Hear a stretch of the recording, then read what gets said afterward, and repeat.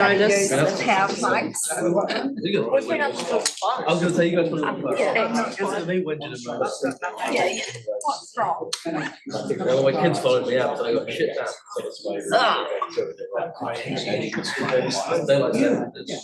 How'd you go down the, was it raining? When is this? Is it? No. It's It's going to be more daylight. I'll be up at 4 o'clock. Oh, it's We can.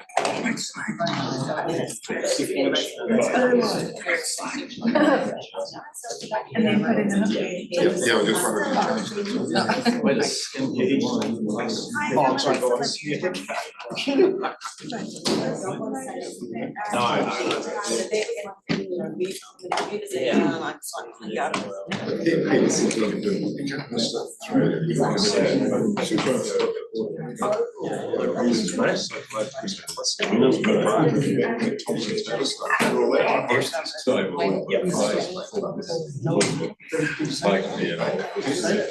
Yeah, and I moved.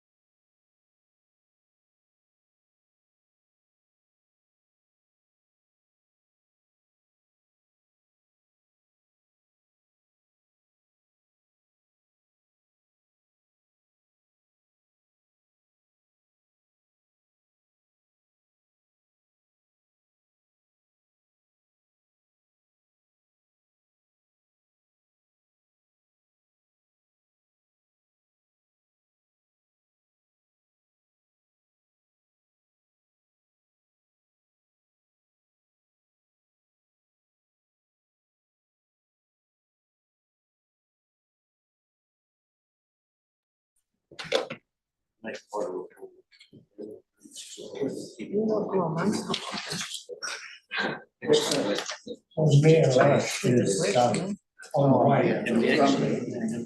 Would like to wait for her for a few minutes.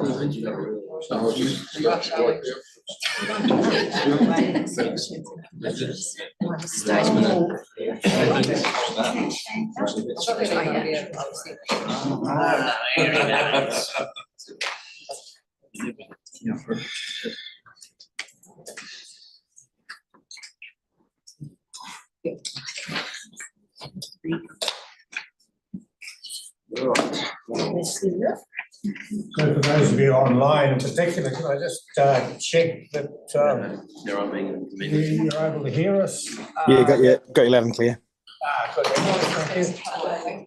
And Katrina? Oh, no, I've got on. One more on the way. so we're just waiting a few moments until Mayor Lash gets here. So He's not stuck at the door again. No, I see the, when I drove past the regional council, park there. yeah. Did you even Oh, know? I see. I thought. She knows it's here on the ticket. There's only one sleep around here and it's me. Even to say she realises and she's on the way. She's wondering if the only one why she's coming in there. She thought she was What you mean? Yeah. For your information, Lex is going to produce a media release and Laura's hoping that she'll be able to take a smiling, happy photo of everybody once we hit the last members here, if you don't mind. Be great at the start. On anyone to know. Well, I've been 3 days in Greymouth, so you know. Morning tea time. I get it. I'm doing that. No, I can get out. I am not a decision maker. Some wrecks of course, the brick places more aggressive. How do you want to do it? I was gonna say, don't look at me, maybe just look like you're. Two different. I've been told to tell you not to look too frightening. That's natural.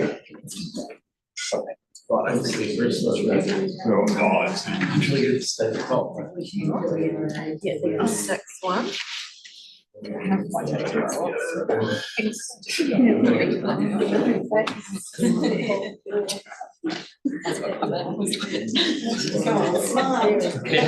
better than the one the other day. Bit better than lower. The one we should come up. It'll take The medium volume. That was weird. We just try to be out of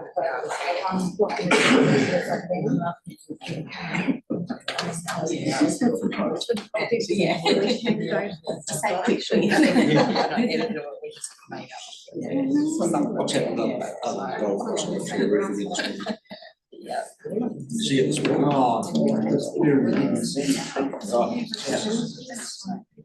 She's gone. Close to. Yeah. Don't know me. Oh, I did. We've recently just been to total supermarket. Yeah. Because I thought this stuff would be there. So I think the bar stops. Giving up. So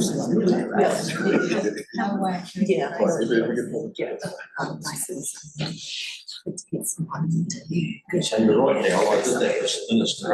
Yeah. Due to the mixed cold. Yeah, definitely. Yeah, it is. It's almost punishing. But you have to do it.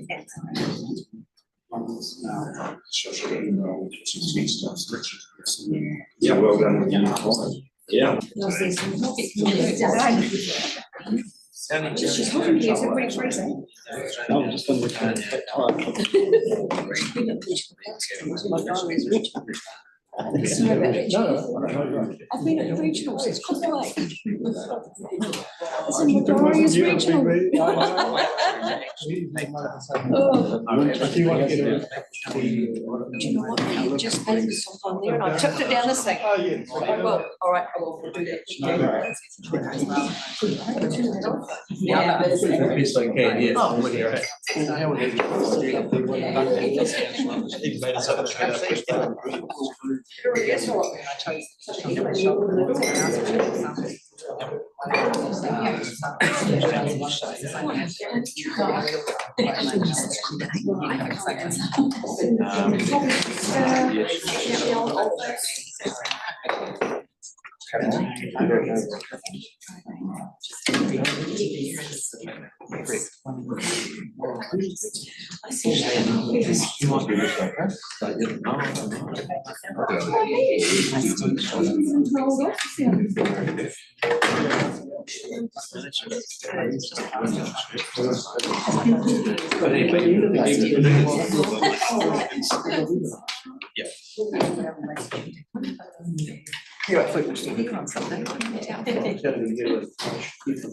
Yeah. Yeah. Kind of like front was the umbrella around everywhere. What you said. Right, just one more photograph and then we'll make a start. Thank you. This is the real one. Thank you. Right, welcome. So, Tato, welcome to this meeting. Yeah, it's a good start. Thank you, Chair. So, apologies, any apologies? Not mine anymore. Councillor Casson online, and just confirming again, Ashley, you can hear us loud and clear? Yeah, loud and clear. This is an opportunity for declarations of interest. If there are any particular declarations of interest, since decisions will be made today, I think it's important that we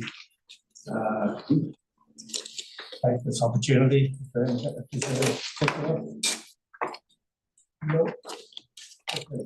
Couple of almost housekeeping points. So as we've talked about, if there are adjournments for advice required, we can deal with those just as they come along.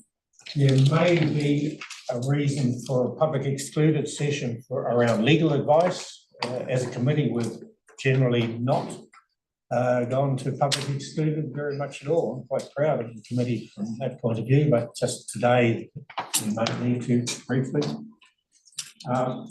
The process now is I'm going to ask Lois just to run through the meaning of the recommendations, not to run through the recommendations, but to run through what each of them means and one more to be added. So unless you've got a particular question at this stage, we'll just step through the process and then we can move on to the meeting. Just welcome all the TAT and staff. Welcome to this meeting. So, thank you, Lois, just to run through the process. Thank you, Mr. Chair. So there's quite a lot of recommendations here, and I do have one to add. So I'll just work through them with you and explain what they mean. So the first one's reasonably simple. That's just receiving all of the reports from the Commissioners of Hearing Panel has provided. And the second one is noting the contents of the report. So those are not substantive, they're just procedural. The third one is the main recommendation. So if there's any changes that you're wanting to do, there will be a change to recommendation 3. So my recommendation to you is to adopt the recommendation reports as a whole. And so that's the wording that's needed there. Then recommendation 4 is about fixing any mistakes, typographic numbering errors in the recommendation reports. And just alluding to the matter that was raised by Kaiwhakahere Medjwick in relation to the name of Aotearoa, that would be the resolution to amend if we wanted to include a correction to that name.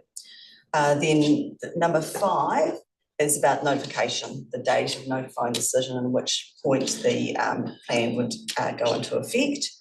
Then recommendation number 6 is in the hearing panel's reports, they noted a number of errors that they recommended are corrected.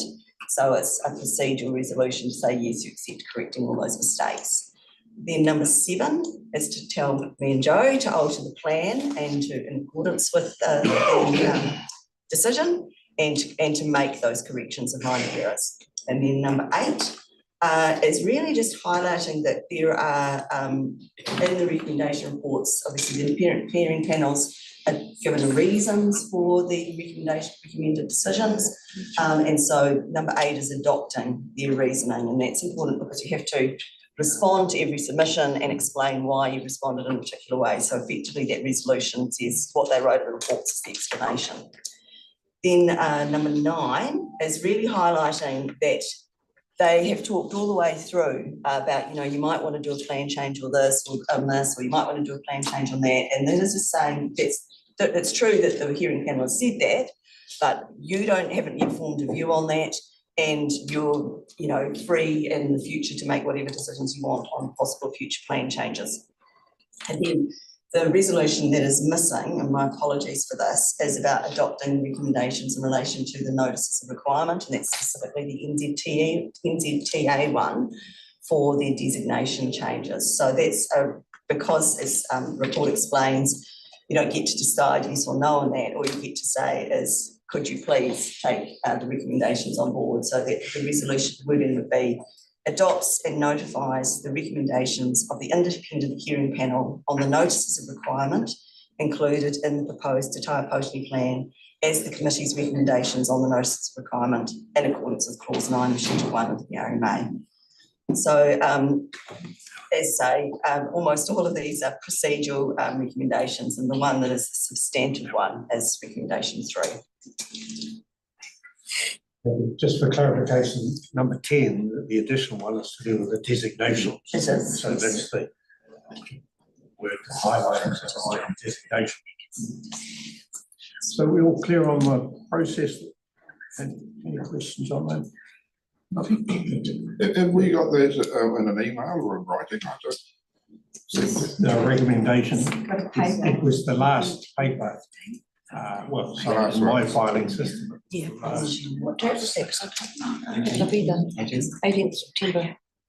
Called recommendation. Can I go to, would that be helpful? Yeah, no, I'll try and find the email, but I just, She'll send it. So the paper is on page 37 of the agenda. Procedural question. Yep. Mr. Chair, how we, if 3 is not wanting to be adopted as worded, how we envisaging we'll deal with? So it needs to be legally worded. So I think that what I've got some prepared options, well, not prepared options, but prepared from my understanding from your meeting the other day. But I think that if you want, would you convey what you want? And then I'll probably just take 10 minutes to talk with our legal team just about how it would need to be worded. And then come back and put, share my screen and show you the wording of the resolution that hopefully meets what you want. I'd like to make it simple. Okay. What date was it sent? I'm just going to send it to you now. I've got it. Adoption recommendations might get it.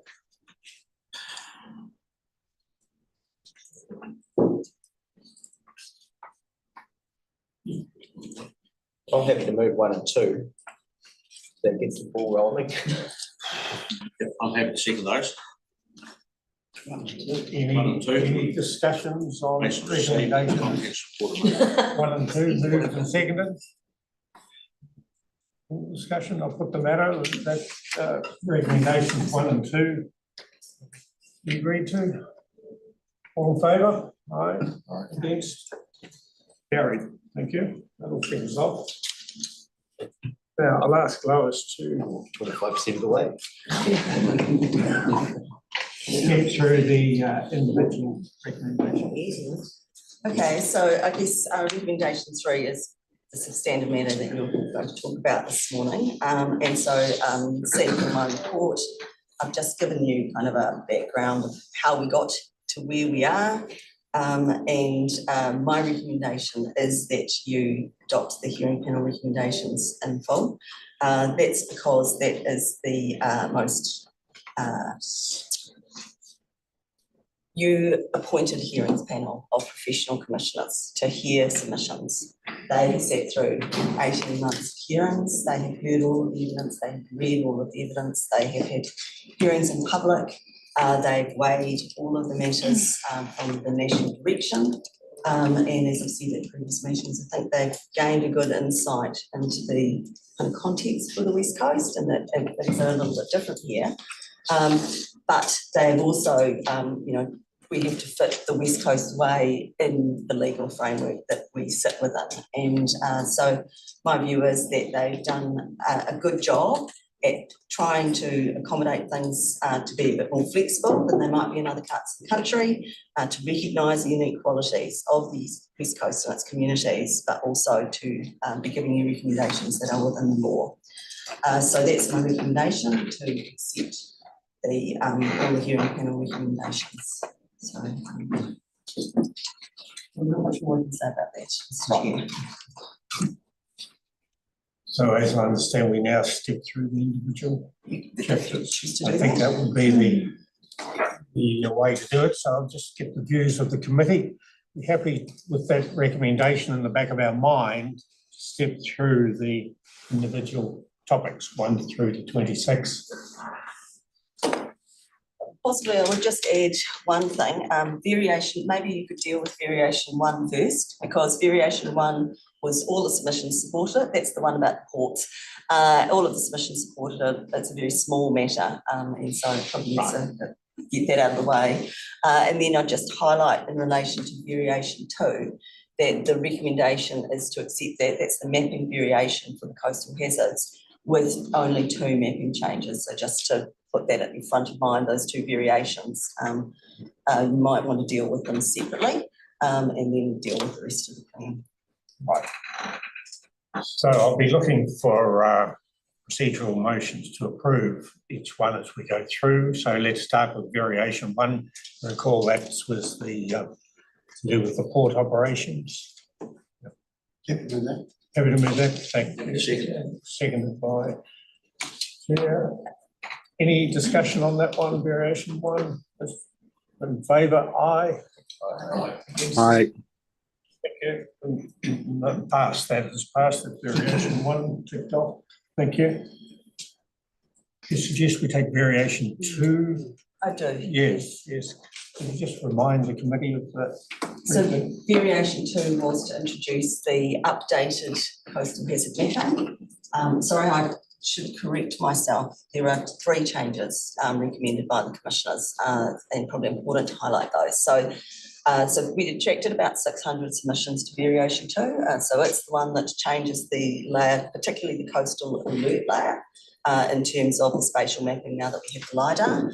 And the recommendations from commissioners are to amend that around 9010 in Greymouth, where some additional modelling was provided by the submitter, a very small amendment at a property at Kumara Junction, very minor amendment there. And then the other amendment is to remove the coastal alert layer north of Hector. And then for probably the bullet councillors would remember this more, when we did that variation, we didn't have the LiDAR for the area north of Hector. And so we always said that we needed to do a plan change variation once that's arrived. It has now arrived. We're talking about that within the context of the changes needed for Greymouth as well.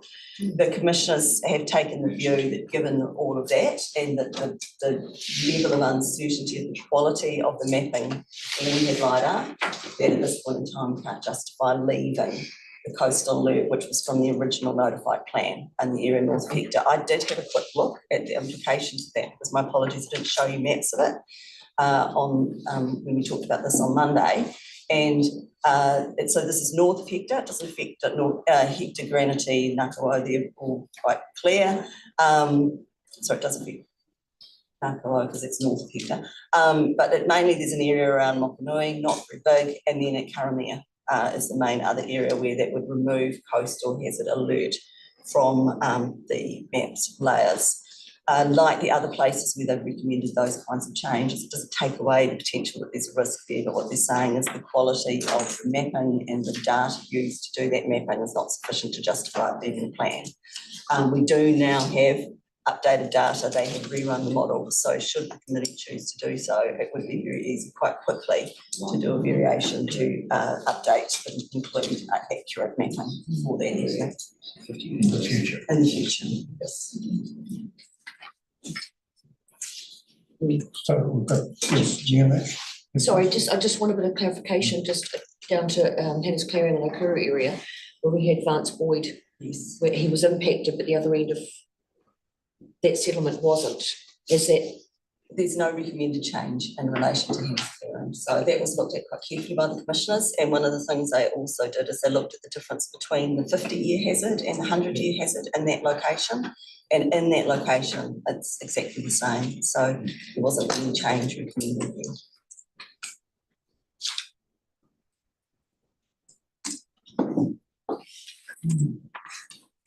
So we're looking to deal with variation 2, natural hazard, mapping in particular. Excuse me. So from what we've read and heard, someone prepared to move that. Happy to move. Moved by Nick Klein, seconded by Francois, thank you. All in favour of that? Aye. Against? Aye. Thank you, Ashley. There are none against, that's carried.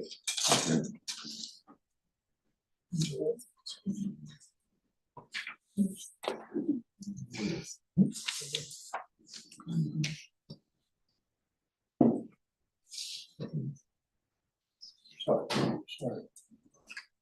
Wait, what's the next one? I think it's up to you, Yep. Mr Chair. Right, I suggest you just start at the plan and work Number your way one, through. introduction, general provisions, work your way down the run sheet as set out. Right. So.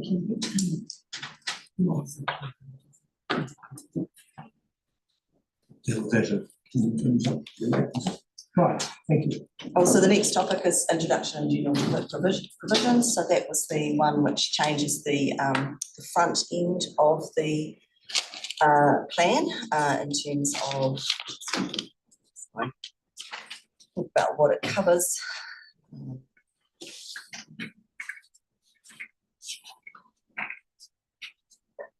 So that covers all of part one of the plan, so the introduction, how the plan works, the interpretation section, and national direction instruments and tangata whenua. So that is that topic.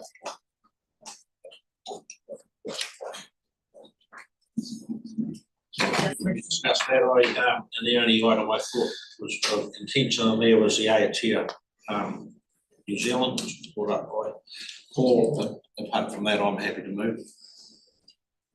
I'll tell you what, sorry. Aotea, right, sorry, yeah. So through you, Mr Chair, my suggestion is if you're happy to accept all the recommendations, you do that for that, and then we'll add the Aotearoa me te Waipanamu, apologies, Waipanamu, as a minor amendment to one of the other resolutions. I think that's the Heidi's way of dealing with that. Which is number 4, recommendation. Yes, I've got some word in there that I can put up for you. So noting that, I think moved by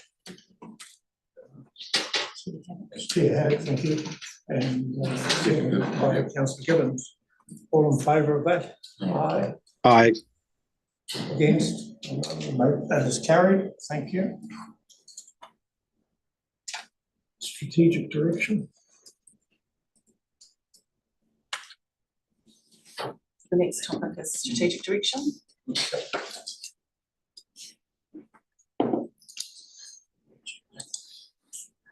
I don't have anything No particular comments. to add on that. No, thank you. Recommendations are clear from the hearing panel.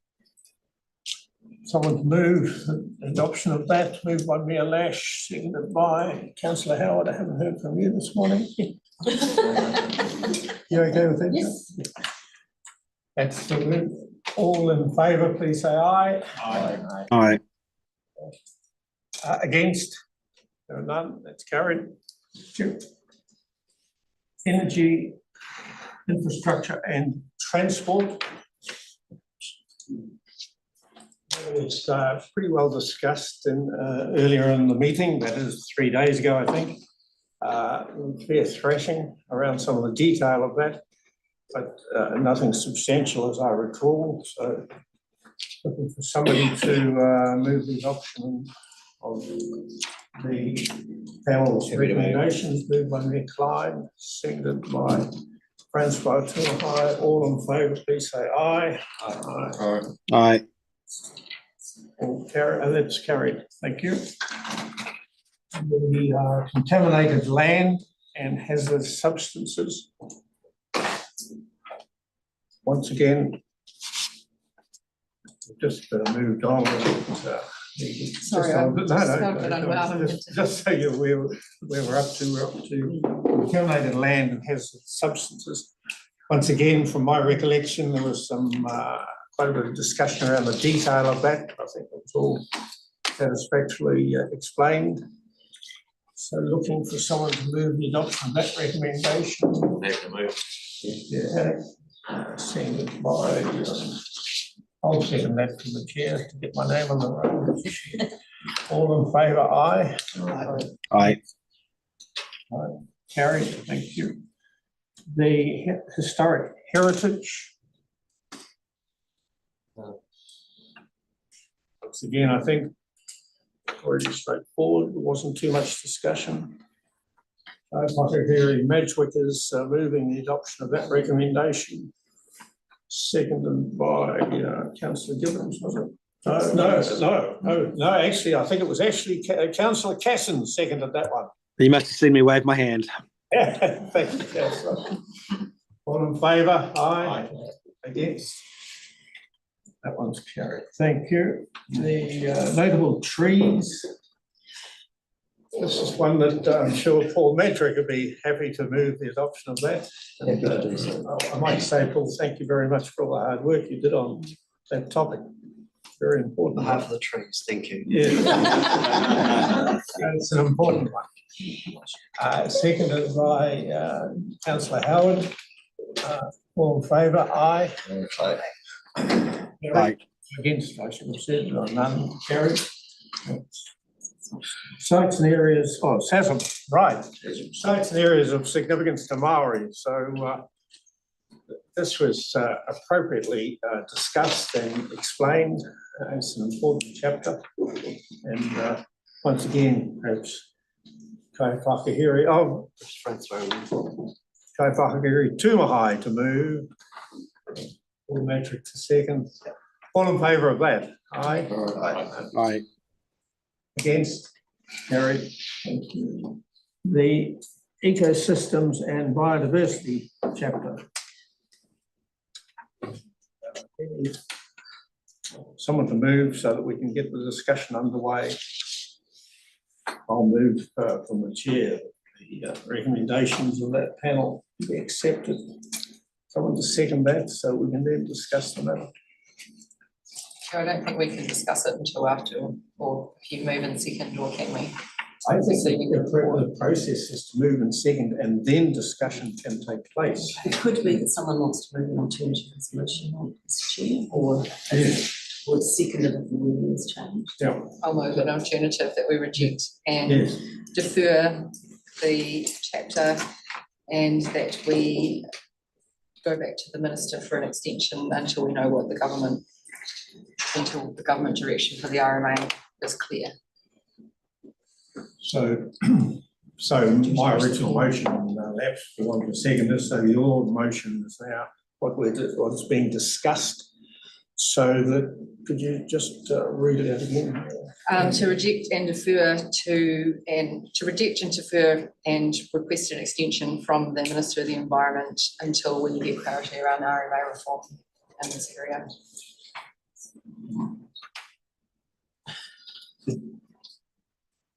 Yes, we speak to the floor. A question through the chair. So is that the entire chapter, not just the provisions related to SNAs and ONLs? The whole chapter. To decide the whole chapter, does it, because it interlinks with other parts of the plan, wouldn't that have a consequential effect? I'd probably be more in favour of deferring the dates, so we've actually got sort of operative plan.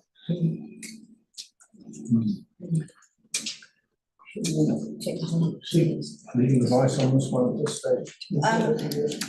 If that's useful to you, and it might be that Tony wants to discuss it a bit more first, but you could ask. I think we need, if I may, Mr. Chair, I think we need to tease out the support for Mayor Gibson's thing, and if there's general support, then I suggest we adjourn while we get some wording and things tidied up. Right. If there's support for an alternative, then we'll explore that. Right. No point adjourning now because we haven't tested it. I'm happy to support. I'll see if that's appropriate. Right. Yeah.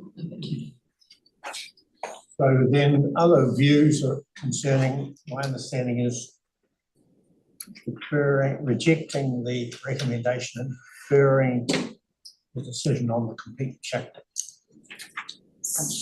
For an extension and requesting an extension from the Minister of the Environment until we get surety around the RMA reform direction.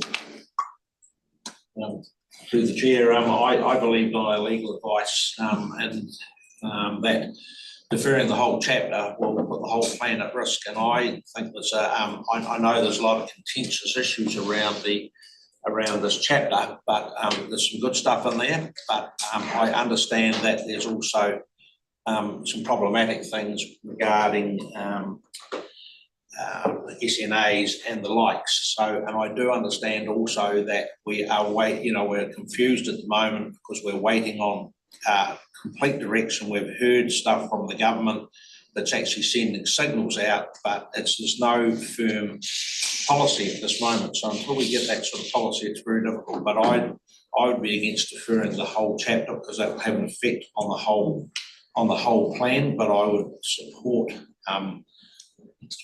seeking clarification on a couple of those items in there until we get clear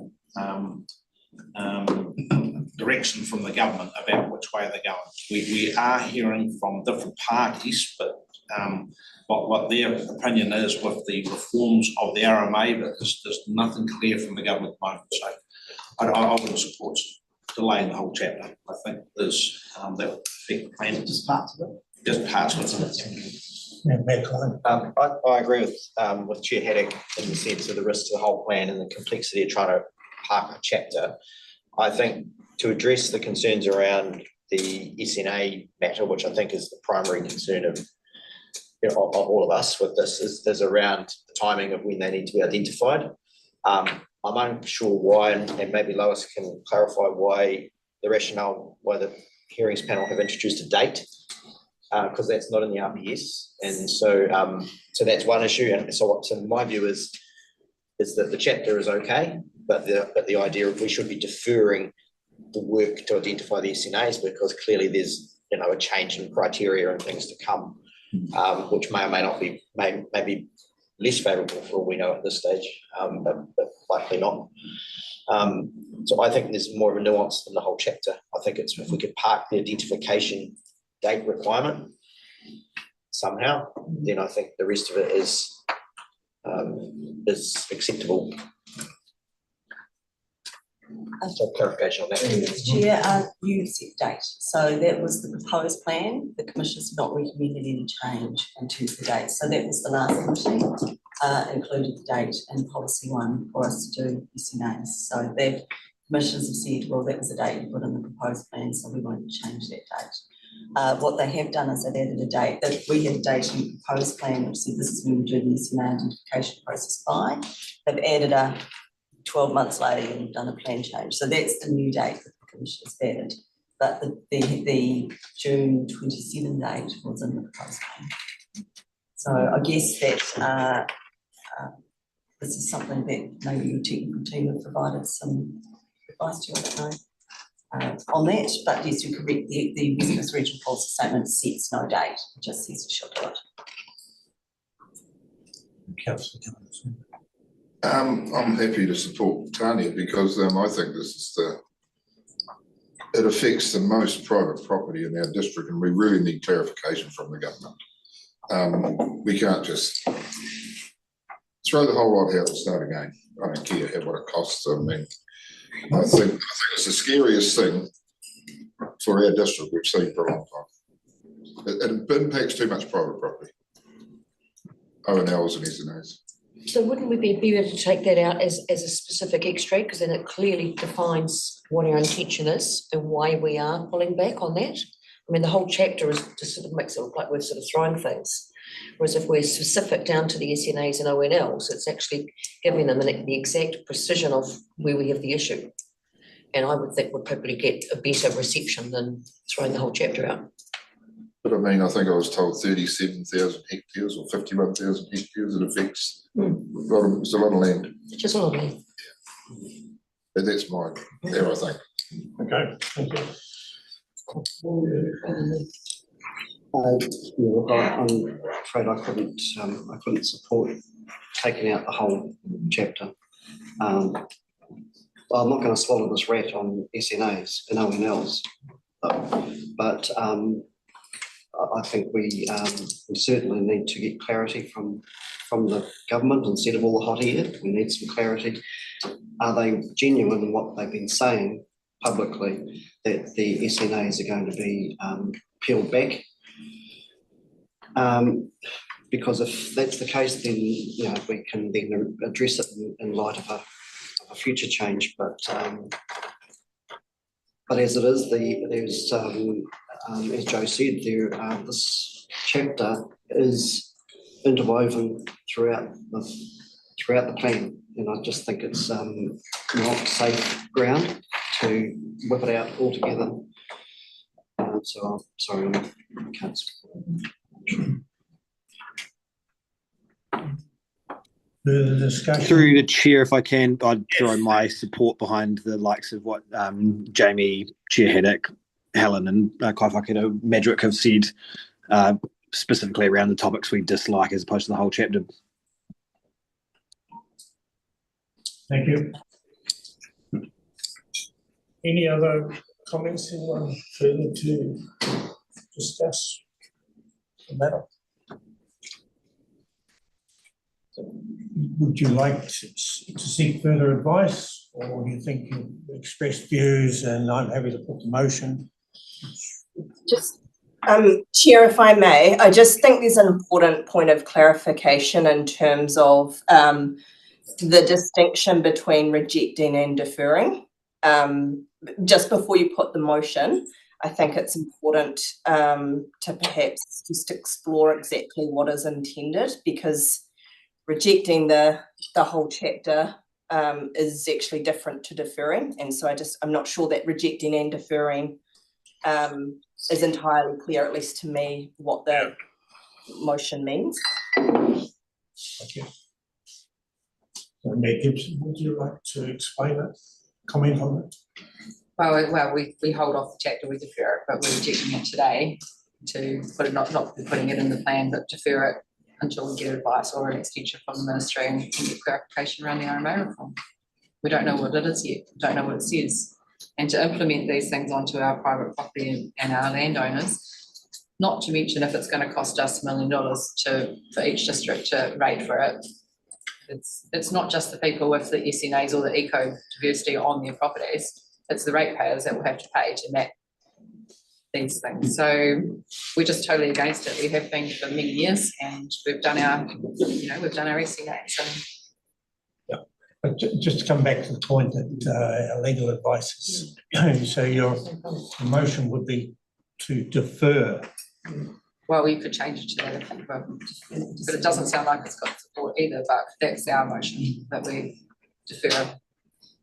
Ask for an extension and get clarification on the RMA. I took it as defer, that's why I said And I would say- Rejection is throwing the whole lot out, deferring is there's two different, there's a conflict of legal terms. So can we just pause while we are very clear about this Maybe I'll just motion. motion and put it up on the screen, would that be Yeah. helpful? Thank you.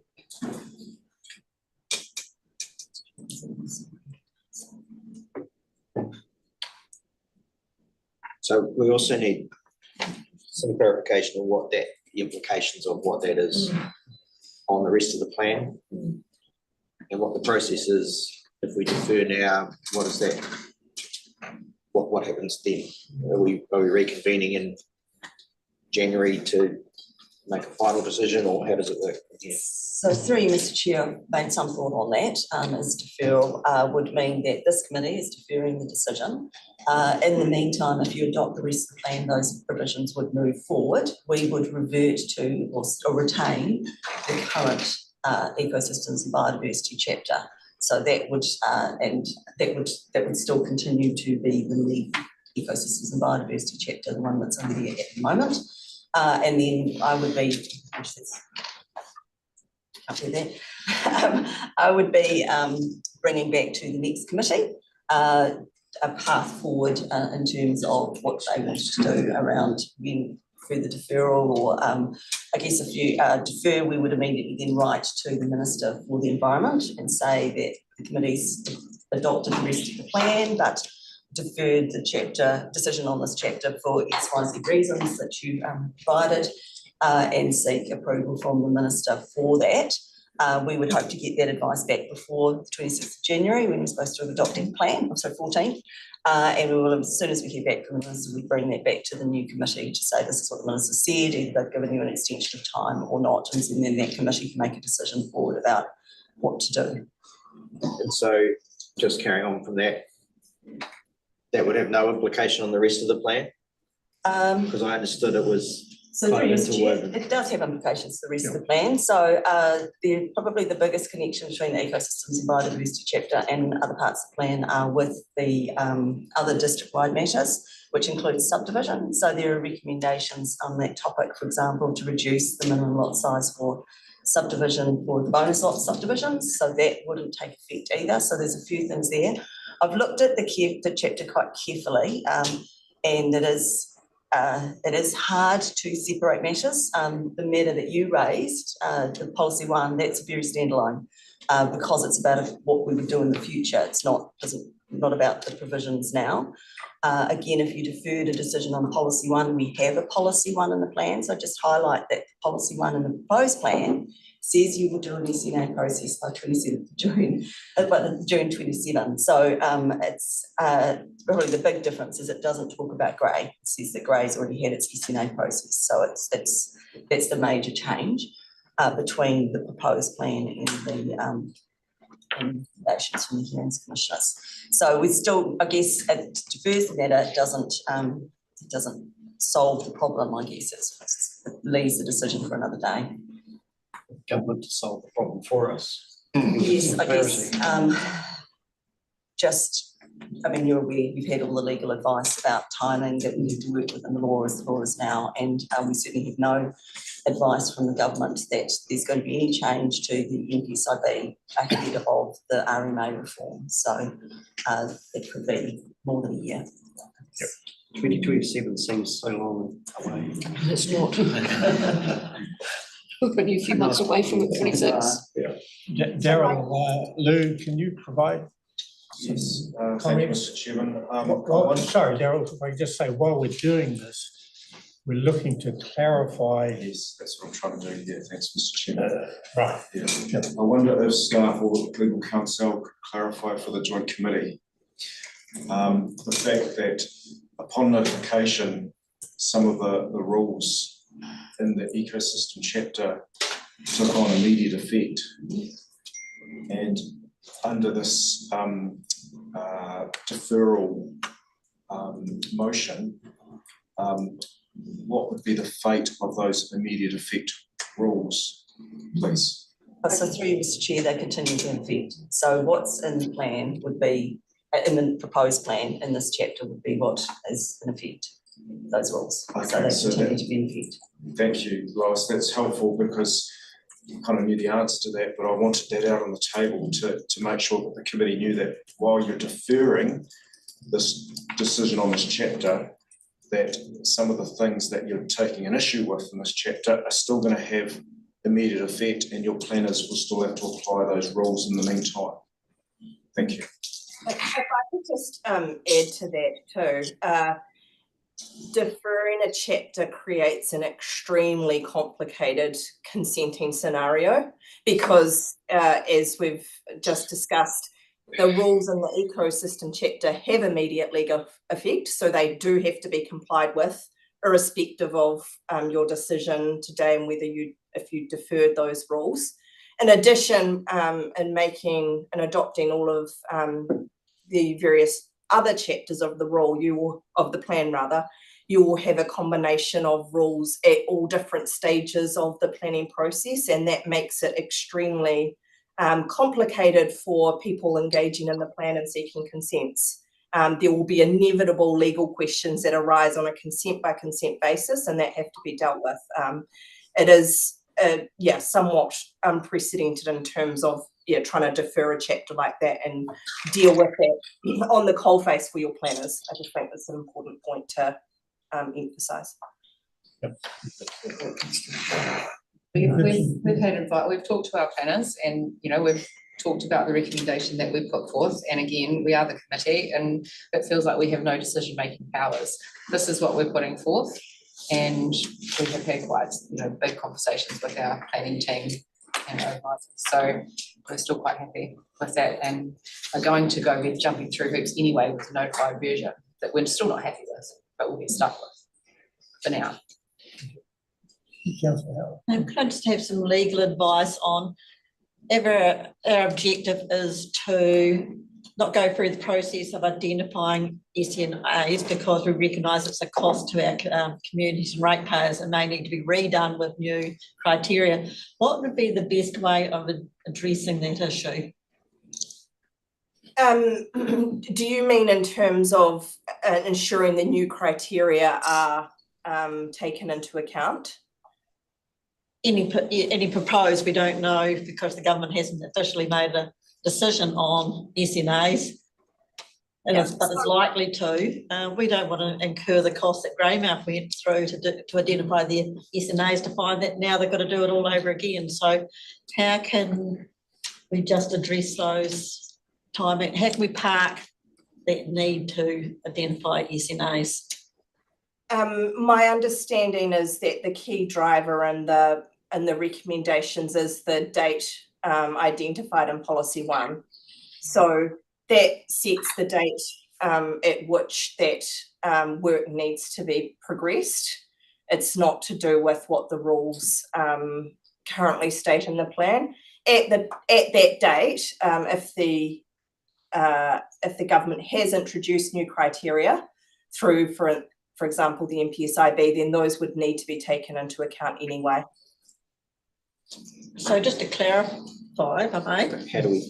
So how do we just not accept policy 1, or do we do an appeal against policy 1 around the date? Well, that's my advice to you would always be to accept all of the recommendations because they have been through an independent process. And the commissioners have been the ones hearing the evidence and testing all of that evidence. Appeals, though, as you rightly point out, is a mechanism in which that will be further ventilated because this is just one point in the process. So there may well be appeals on that date, and that will be a consideration in terms of how those Environment Court appeals are resolved.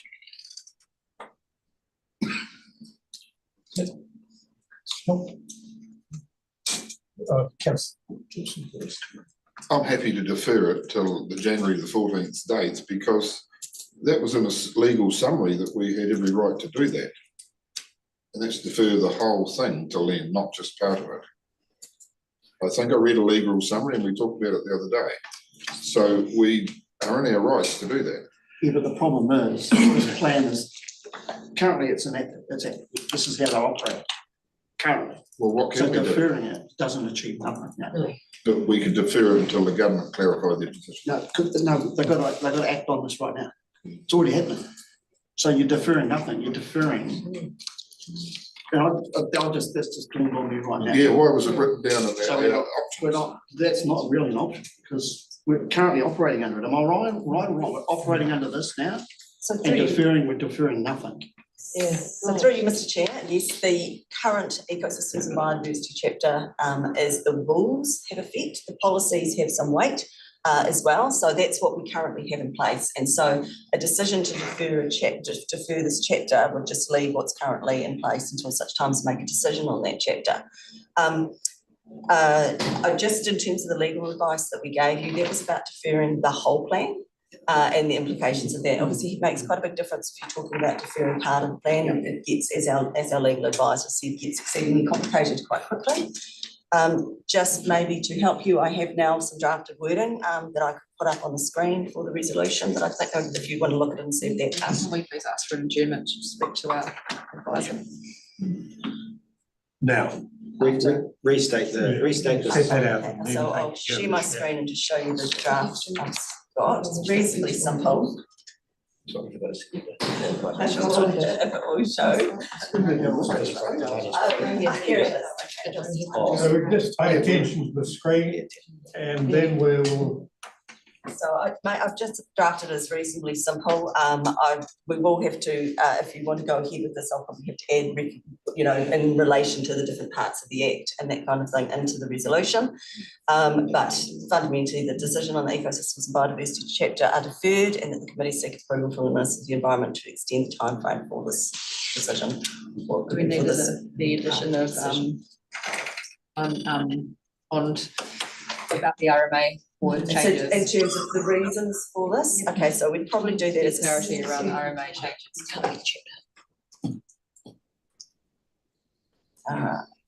So the reasons for this decision to make to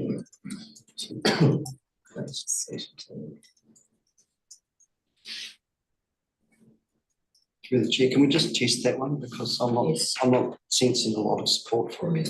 No, Don't we spend time on this is Lois's typing of Mayor Gibson's. understand. Yes, it's not. I understand, no, I understand. Yes.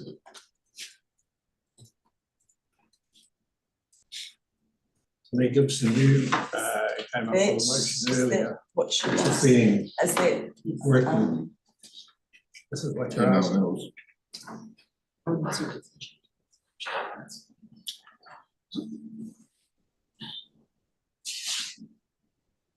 so I'll just read that out.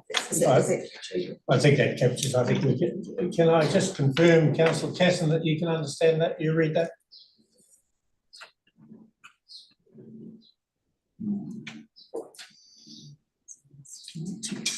he may be away from the desk, but he will be switched into it. Oh, okay. So this is, Adjournment, please. yeah, this is. That's it. That's what you'd like to vote. Okay, so that being the case, we'll take a Yeah. 5 minute adjournment, just so that planning advice can be sought, and it's just on this particular topic. If I can through the chair though, but as this is a motion put forward, Yes, shouldn't we be actually testing that at the table before we? well, would you like to do that? I mean, I I asked. think it makes sense to, because I agree with Paul, there doesn't seem to be a lot of support for that specific wording. Okay. Understand that, so you're suggesting the motion be put? Yes. So, Mayor Gibson, are you happy that this is the motion that you'd like to propose, seconded by councillor Gibson? Yes. Yep. Clear on that? I'm about to put that motion. All in favour of that motion, I'd say aye. Aye. Against? The motion is lost. Thank you. Through the chair, I understand this, the problems that Grey District Council face with the SNA provisions and the ONLs on this chapter. You know, I was actually part of the Grey District Council when the SNAs were identified, and those SNAs that are in place at the moment are lawfully enacted. They cannot be rubbed out, they're actually there.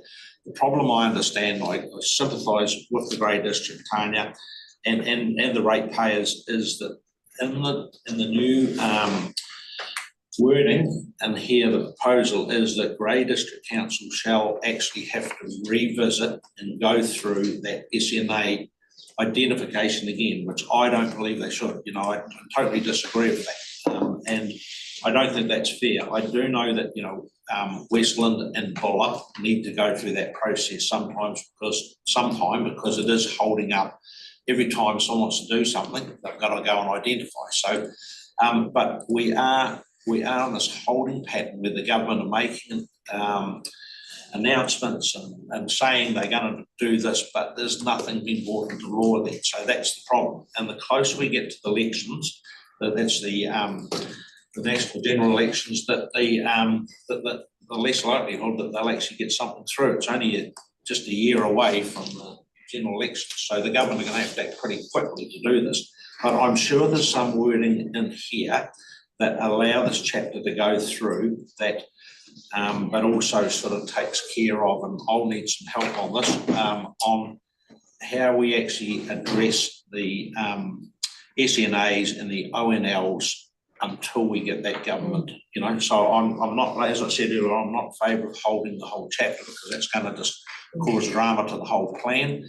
But there's got to be some way in there, and I'll have to take advice from the legal advice or from the experts here on how we go about addressing that. So that's the SNAs and the ONLs on this part of it until we get that government. But I do not believe we should be holding the whole chapter because it's just going to, so that's my opinion. But I would seek advice from the experts around the table here, or the legal, how we actually get some wording to identify that. That's, I don't know if I have any support for that. Moving on, Francois, could you switch the light off?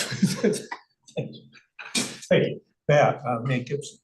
On those points, well, the time frame is impractical to start with, but even if it does get commenced, as much as Grey's already done, if Western and Buller, the landowners at this stage still have to go through a process, and they still will for SNAs, but everybody in the district will have to pay for the money, or for the $1 million that we sort of estimate from our last processes that each district will have to fund.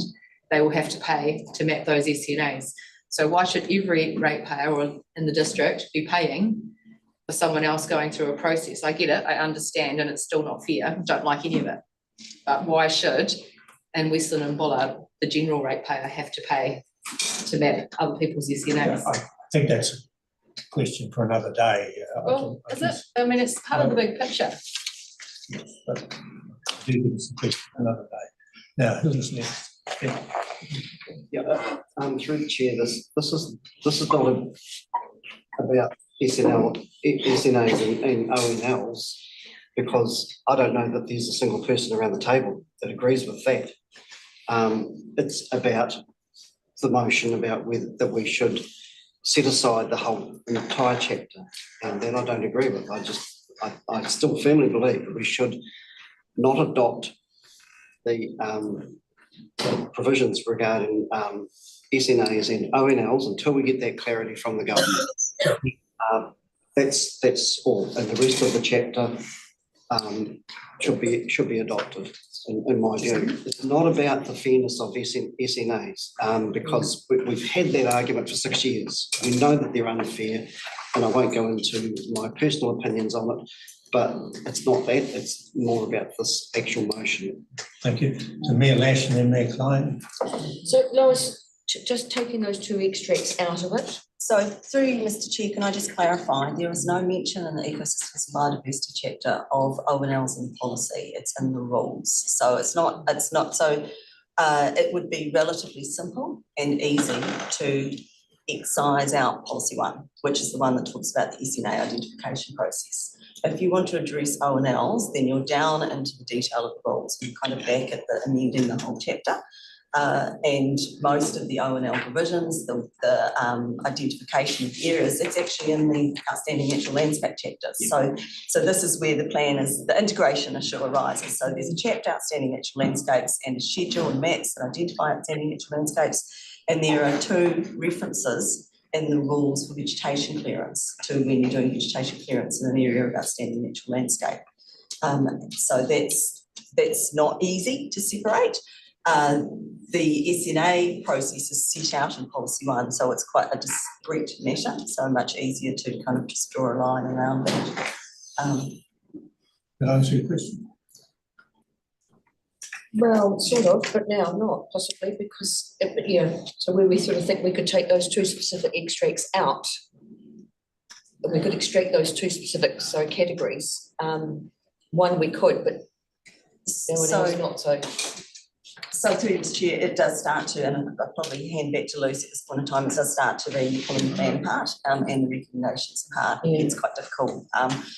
It's much easier if you're very narrow on one matter. It's quite easy to identify, particularly, and also I think it is really important at this point in time to be really clear about the reasons that you might want to do this. So I've heard some reasons over the days, which I could articulate as being there's insufficient time to do the SNA assessment, that the committee considers the date as impractical or reasonably achievable, and that the RPS doesn't set a date, that the Grey District Council has already undertaken the SNA process. So there's some clear reasons here in terms of that's much more difficult. You've just introduced a new thing, outstanding natural landscapes. We don't have the government saying anything about outstanding natural landscapes. There's no, I can't suggest a resource management reason that you would include there. So can we get some wording around around disagreeing with or putting aside policy one. I can put that on the screen. And I'd like to move that as an option. So I think that's the nub of the issue. So Just pause while we get policy one. Oh, sorry, it's very small, but I have drafted some wording which I've also checked with Lucy to do this. So hopefully it meets the legal wording. I'll just try and make it as big as I can. So it would be a variation, it would be to adopt assuming that you're happy with the rest of the plan, it would be to adopt everything except for the dates in relation to policy Eco P1 and adopt the following wording. And I have just based on the conversation, I also wondered if you wanted to specifically strike out grey in terms of that. I mean, if you're messing with policy one, I thought you might want to do that too. But so that would be changing the date for significant natural area identification plan change to 31st of December 2030. That's the date in the NPSIB, so that's a robust date, I guess, to hang on to. Deleting the reference to undertaking them by June 2027 on the basis that we don't need 2 dates in there, but also we'd have to come up with another date and there's no real basis for that. It's really about when would the plan change happen, when the NPSIB says we have to have done the plan change. I've also noted these reasons. Sorry. Just go back and pause so that members of the committee can read. Sorry. So that amendment that I have up there is the suggested amendment to the policy, and I've just added in, I haven't had a chance to talk to our legal advisors on this, but I have just added in a strike through on the grey. So that's something that I suggest, but I've heard.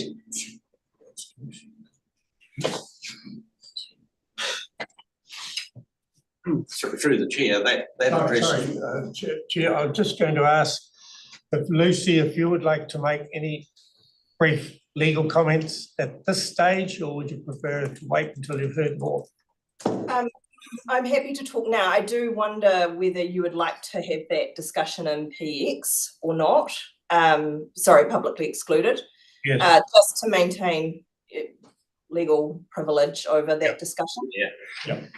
So, thank you. So just before we go into that stage, any points of clarification to Lois about what this would mean?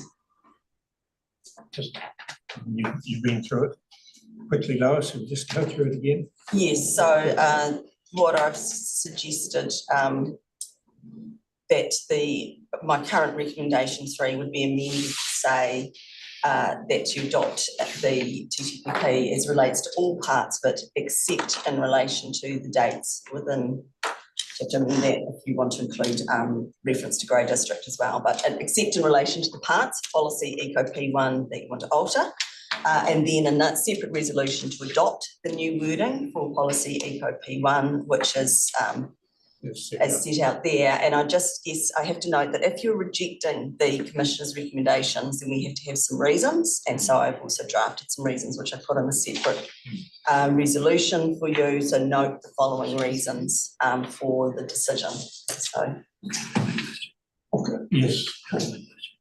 2 things, and so the reasons that, are they the reasons you ran through so before? I've just moved up, you can see that would be the resolution and the reasons. I've just again highlighted in yellow the grey district. I've just written that 10 minutes ago, 5 minutes ago, just hearing the discussion. So the reasons don't mention about the noise that's coming out of the government about SNAs. So we consulted with your technical team, and thank you, Janine, for coordinating this. We need to provide resource management reasons, and so we've considered that those are kind of ones that are grounded in the resource management. So while I appreciate absolutely all of the noise coming from government, as I've said to you many times, we have to obey the law as it currently is. And so we've looked at the law as it currently is and what would be the reasons that you might use based on the law as it currently is. And the NPSIB talks about principles for doing SNA assessment, which are about fairness and working with landowners, all the kinds of things Grey did. And that takes time. You know, a rush job does not meet those principles. So that's reason 1 I've suggested there, and those are in clause 3.82 of the NPSIB. The second one is that there is an issue, which is very real about the cost and the work involved in such a process. And so the NPSRB also talks about practicableness and things that are reasonably achievable. So we think that that's a good reason. That is it's a clear resource management reason. You can't just set nonsense dates that are not practicable or reasonably achievable. And then the third one is that the amending the timeframe would still give effect to the NPSRB, as I mentioned in the resolution, to change it to 31st of December 2030. That's the date in the NPSRB, so it's still giving effect to it. So you're not going against a national instrument. So those are the resource management reasons. If I can, through the chair, I get that, but if I was on that side of it, I'd be looking at that and saying, well, you've had time. There's nothing that's really saleable there, but the government's intentions are probably our strongest point of taking ground. And I would have thought that somewhere we could tie that back, and it maybe with legal advice, we could tie that back into. Not in the environment court, they won't be held. You don't? We'll pick up some legal advice. I just wondering whether we could word it into that, thread it into it somehow. Thanks for those comments. I think we're moving into an area where legal advice would be helpful. I'll look to move to public exclusion. Yes, sorry, Paul. Sorry, just one other point of clarification. Yeah. So grey, you struck out grey because of the unfairness, the grossly unfairness of forcing grey to go back and redo it all again. So I had literally did this 10 minutes ago, based on what I have heard from, it's not my recommendation to you, I was just trying to reflect the resolution that maybe you captured the conversation. It captured the conversation and the conversation that had been held today, but also, the long-standing issue that the committee has faced about the difference between the situation in the Grey District and the rest of the region. And the notified plan drew a distinction between Grey and Buller. It certainly did. And in fact, the Commissioner recommendations do just draw a distinction as well in the rules, and that they specifically provide for a different area of vegetation clearance in the Grey District, recognising that there has been a process. So there is recognition in the recommendations of the difference in Grey District. Welcome, Councillor Cummings to the meeting. Chair Haddock. Yes, through the chair, look, I do know we need legal privilege or legal opinion here, just to make sure we're right, and that probably has to be in public excluded because of legal privilege. But look, I think that addresses what I was trying to say before, because that gets us right through the term of this government and one more term, even if the new government decide they're going to go for 4 years, so that gives us 5 years. If the government haven't made any changes in that time, you're stuck with what you got anyway in the plan. So I think that addresses the problem for Grey. It also puts that time frame out, and I think it's good, really good. Agreed. Let's the plan carry on. Thank you. Yeah. Chair Haddock, and while you're standing, would you mind moving that we go to public excluded for reasons? I'll ask Joe to read out the reasons for moving. You've moved, and I will second that we move to public exclusion for these reasons. Thank you. That in accordance with section 48(1) of the Local Government Official Information and Meetings Act 1987 and the particular interests protected by section 7 of that act, the public be excluded from the following parts of this meeting, namely discussion regarding legal advice on the proposed approach to making decisions on the TTPP. The purpose is to receive legal advice regarding the decision-making process for TTPP, and that's to prevent disclosure of information which could reason for withholding that exists under section 7.2G of the employment to maintain legal professional privilege. And also please to move that Lucy Delatour and Kate Dixon of the law firm Williams, as well as myself and Lois Easton and the staff of the 6 partner organisations to TTPP be permitted to remain in the meeting because of their knowledge and giving technical legal advice pertaining to this measure in the future, in the past. Thank you. I'll put that motion, all in favour, aye? Aye. Carried.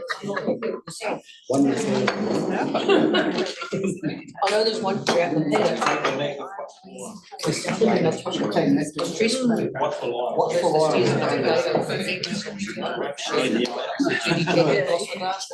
No look, those are the editor. No, wait. Call the meeting to order. Councillor Cummins, you hearing us loud and clear? Councillor Casson, hearing us okay? I just note from. Yes, sorry, just couldn't hit the mute button quick enough. Okay, thank you. Just noting from standing orders, the chair has got the responsibility to make sure that everybody, particularly those online, are able to participate. So thanks, Ashley. Assume you're loud and clear, and Councillor Cummings is on the phone. Right, so just resuming the discussion. It seems to me that we've had a good debate around that particular chapter, ecosystems and biodiversity. Yes? Sorry, can I just finish my sentence? Oh, yes, you can. And so I'm going to ask if there's anything else. I'd like to come back to that particular matter. But just before we do, was there anything else around the ecosystem? Yes. I just want to ask for clarification between Lois and the legal, the legal advisors. So, Lois, you're saying we're better off to actually accept everything, but then we've talked about excuse me, putting not an appeal in, but say if Gray wanted to appeal the SNA section or the ONLs, as did we, and we did that together, which is going to have, I guess, less risk of rejection and less financial cost or impact, accepting and then appealing, or taking those provisions out, taking those, the SNAs out, taking that option 1 out. So through you, Mr. Chair, obviously my recommendation, as I said a number of times, is accept the whole thing. And that's because that is the path of less legal risk. And also to the 4 organisations, it's the path of less cost as well. In terms of appeals, the councils are able to exercise appeal rights as they were submitted into the plan. The TTPP would be the receiver of what it's called. So the TTPP committee, if it adopts the plan, it's the TTPP committee's plan. So therefore the TTPP committee can't be an appellant, but the individual councils that make up can be if they made submissions on that topic. If you do that, then those individual councils face the costs of those appeals. It can be slightly cheaper to say, actually, we'll just wait and see what is appealed, and we'll join the appeals, what's called being a two-suitable party, either supporting someone else who's appealed or opposing someone who's appealed. So that's a more cost-effective way because you're not leading the charge on the appeals. Not that much difference because the end outcome is that you're represented in the mediation, and then if it goes through the environment court hearing. Sorry, the second part of your question. It's really, which is going to be more effective potentially? Is there going to be a more effective way of challenging the SNAs, as in putting an appeal in collectively, whether Gray and Buller or Gray and us or whomever, it doesn't matter. But would that be a better way of managing the situation? I guess that As a group. you probably need to take advice from your own.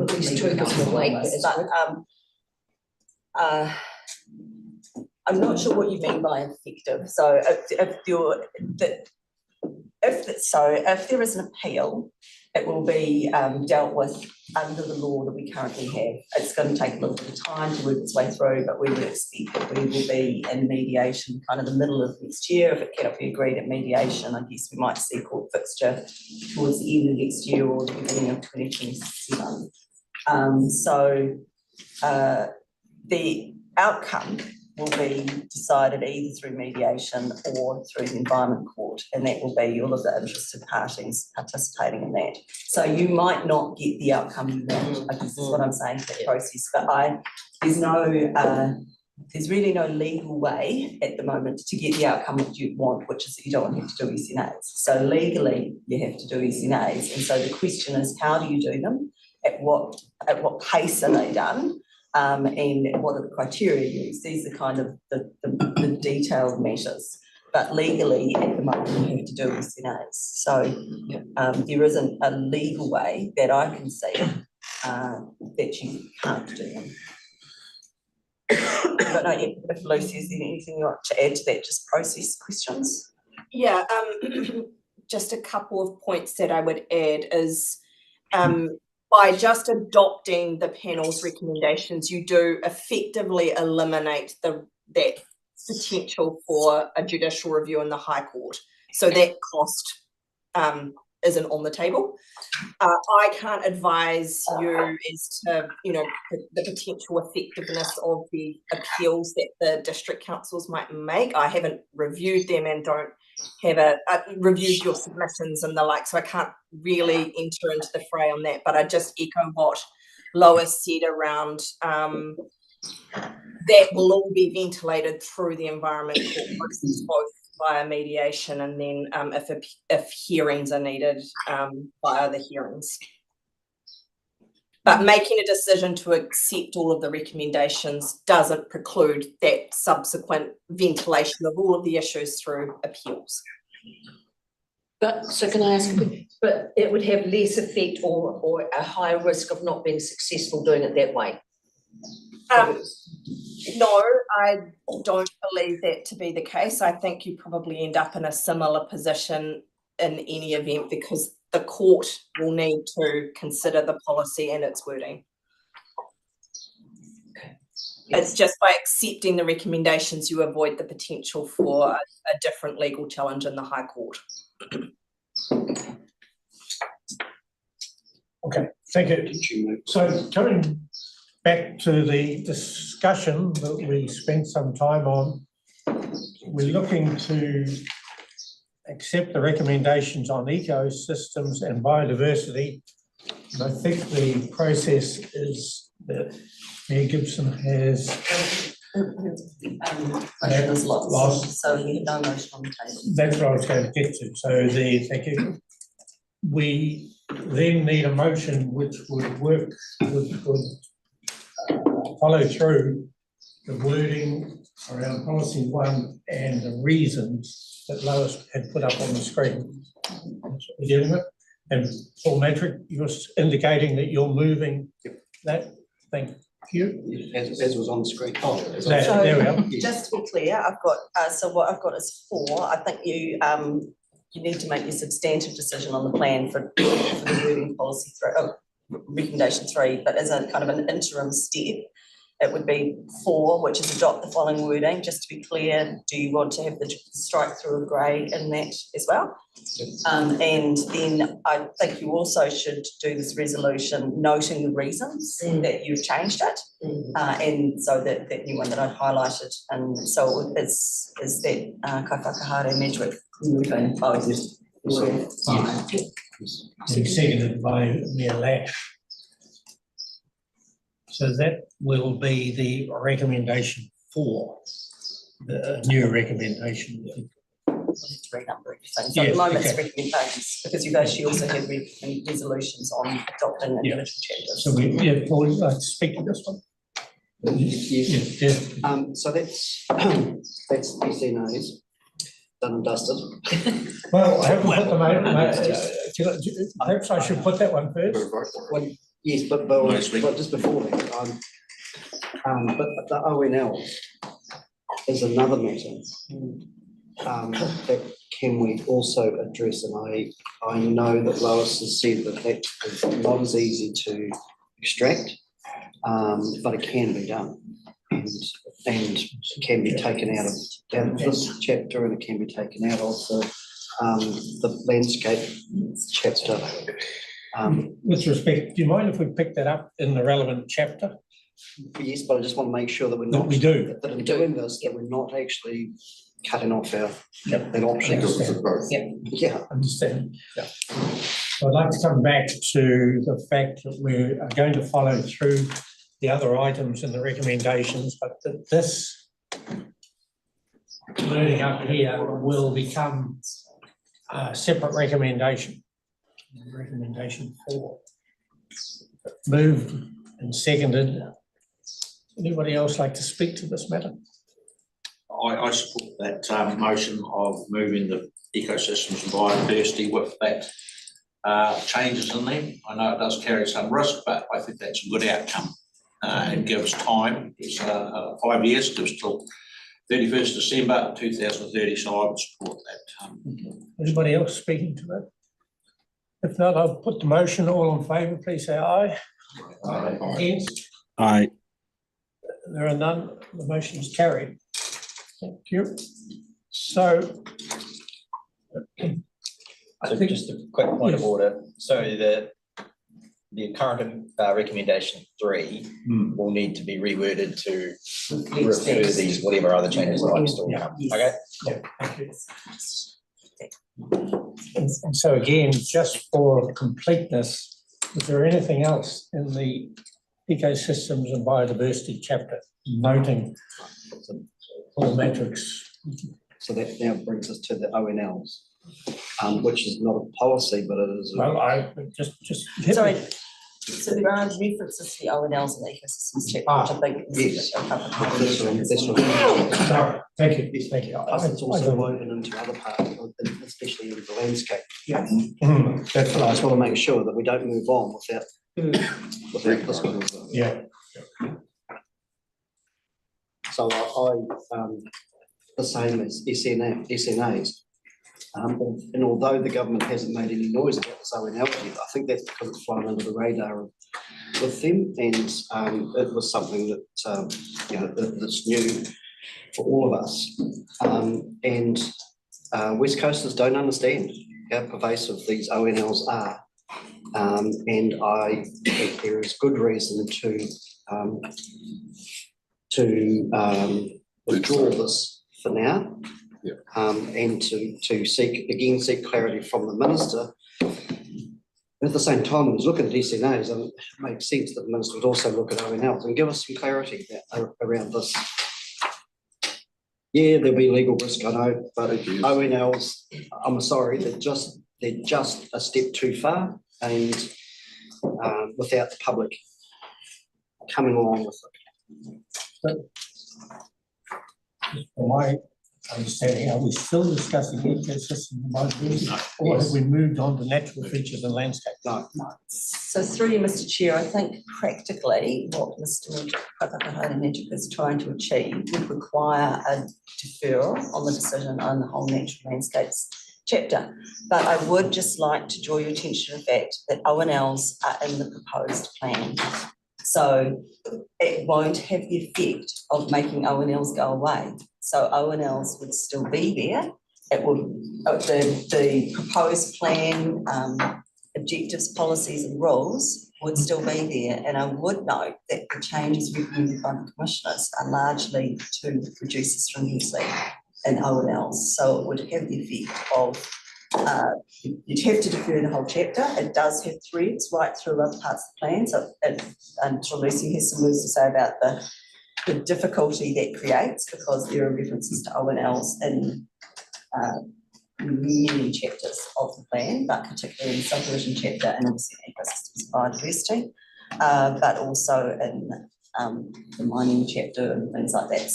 So what would happen, the effect would be that the current plan provisions would be sitting there still, while you were, I'm assuming you were talking about deferring a decision rather than rejecting a decision.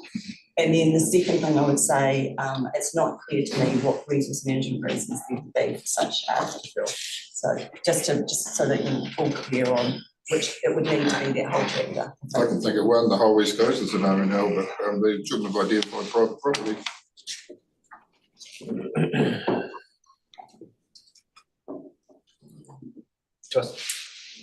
I see this one as slightly, although the effect is just as difficult to swallow, I think we're on pretty thin ice if we haven't got an RMA reason to defend, which makes it quite different from the SNA discussion we've just had, and that's the challenge I think we've got. Yeah.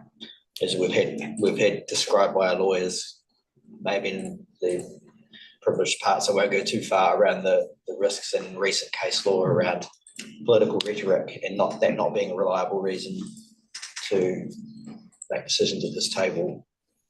And I think we've found legitimate RMA reasons to reconsider the ecosystems or aspects of that, but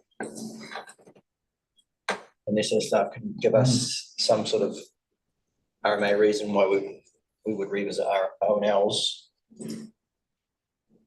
slippery slope. Well, I'm sorry, but I think the committee should have the right to think different and voice their opinions, like Paul said, get it deferred. Well, we should be able to do that, and just continual threats from legal opinions. Well, I still think we should state what we want.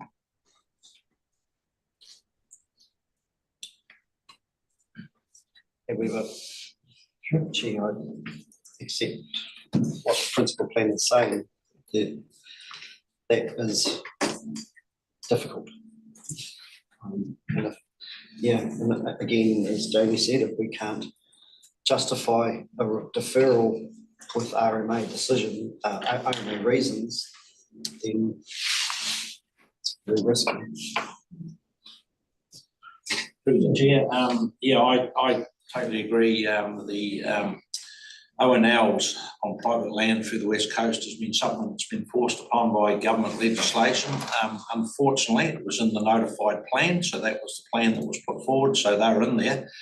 As Lois said, there has been, and we discussed this the other day, there has been a reduction by the committee, and that's a good point. But I still don't believe, it's a good thing. But however, we're on really thin ice, because we if we reject this or delay it, there's not a lot of substance to actually support, and I think we'll be right in the appeal provisions, and I think it's going to be a massive cost to our ratepayers, unfortunately. But we are stuck with the government legislation that has forced this, and it is, like I said again, it's in the notified plan.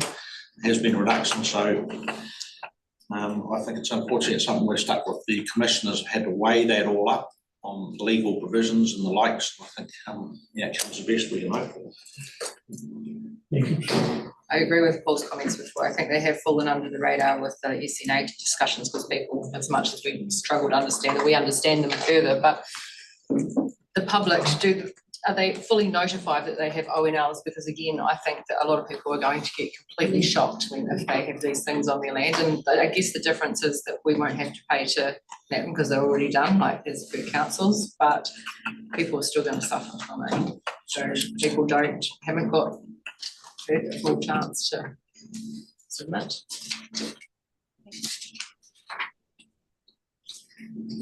You have a comment? Was there any answer to that? Like, how were people notified? So through Mr. Chair, people were notified as they were for all parts of the plan, that plan was out. We went through, in fact, I'll probably pass over to to talk about the process, but I did outline it in the report, what we went through in terms of notification, and we did receive quite a number of submissions from, well, I would say landowners, lay people, normal members of the public on O&L, so people were aware of it. We put out specific information sheets for people. We, as much as we could, we made people aware that there were that was one of the parts of the plan. It was quite significant change. So I guess that if we received no submissions from landowners, I'd say they weren't aware of it, but we received quite a number, and there are recommendations for changes to O&Ls based on those submissions. So.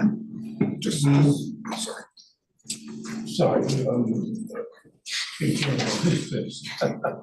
Just one question. When the submissions of the plan went out, did those people understand that it was a legal requirement that it would be? So through Mr. I have no idea what people understood from our communications. We did our best, and unlike the plan, I'd have to say we did try on the plan, but we tried really hard to give people plain English communications, that it was that in language that people would understand. But it is you know, how people receive those is up to them, and some people probably threw it in the bin and didn't read it, and other people looked at it carefully, but I mean, we had the same issue with other overlays as well. So, Because a lot of the things we've been asked to decide on is already law. Very difficult. Yeah, I think this has been a lapse in our process. We did send out individual letters to every affected landowner with the sites and areas of significance to Māori. There were 260 sites and thousands of affected landowners. We did send out those letters. We didn't send out letters for this. And as Mayor Gibson says, it will come as a shock to a lot of landowners. I think those who did submit maybe were just aware from publicity about it. But I don't know that they really, I don't think it's still widely known what they are and what they'll do to private property rights. So to tease out that concept then, in reality, what would happen then? If we park the chapter, the process then is what, rehear it under the same law with potentially a different landscape architect that comes up with different lines on a map. But the requirement to identify them, that is still included in higher order documents, so. That's correct, yes. So it's a matter of national policy, RMA. It's, I'm sure Lucy's got long lists of the case law and ONLs, but very well established. And we don't have any, you know, unlike the SNAs, we've got the NPSIB, so we've got some changes that have happened to the higher order direction. We've had nothing. So it's pretty much as it has been for the last 20 years.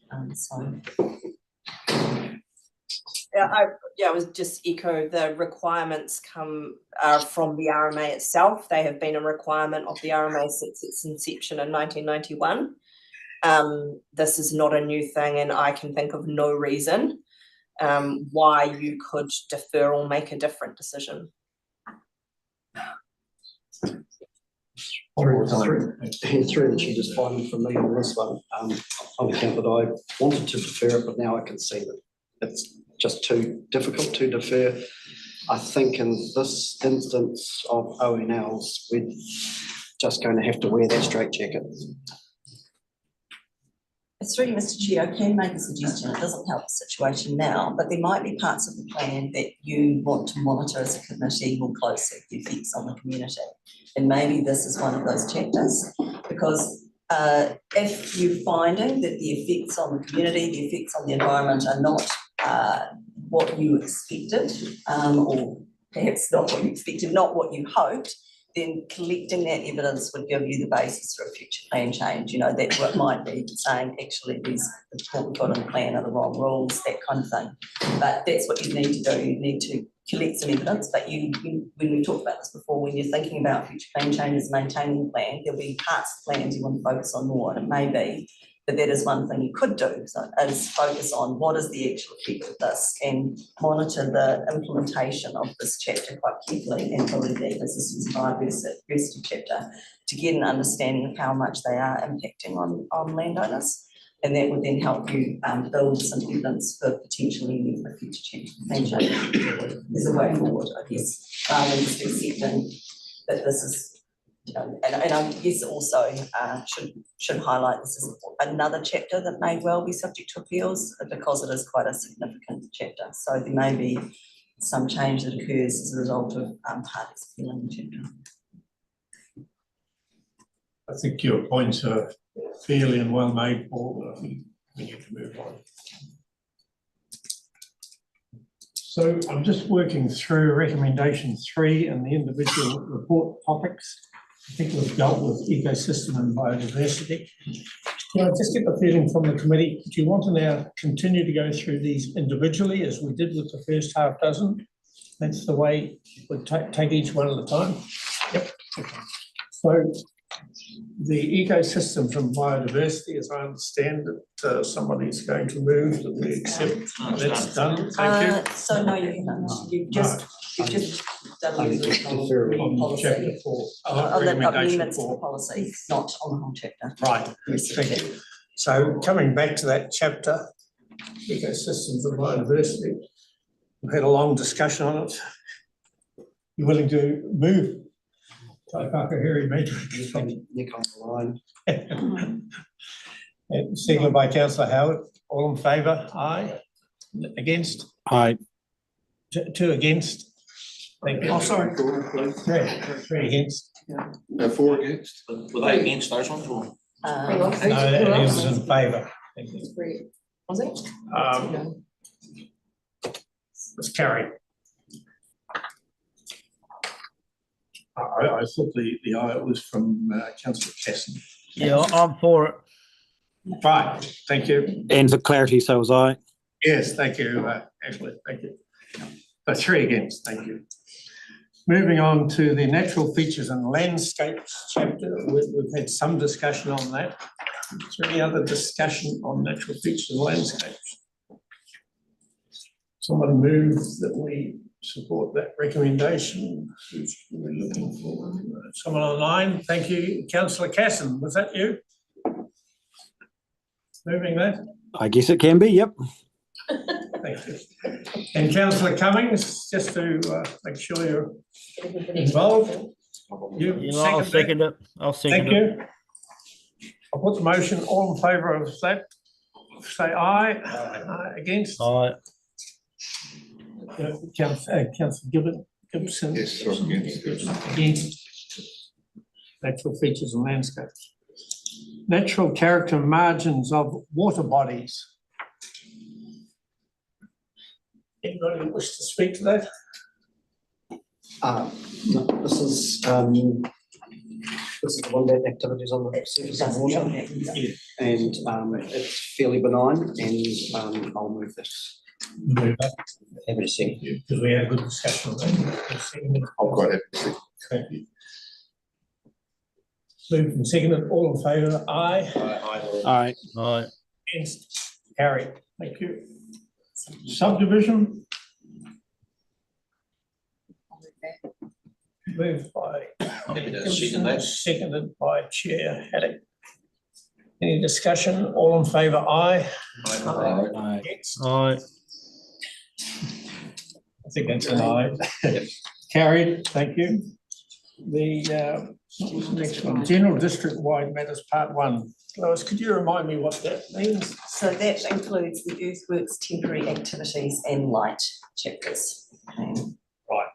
So those general things that cover the whole, all 3 districts, and then there were 2 parts to it. And Yes, so in the first part were those 3 sections, like an omnibus of those 3.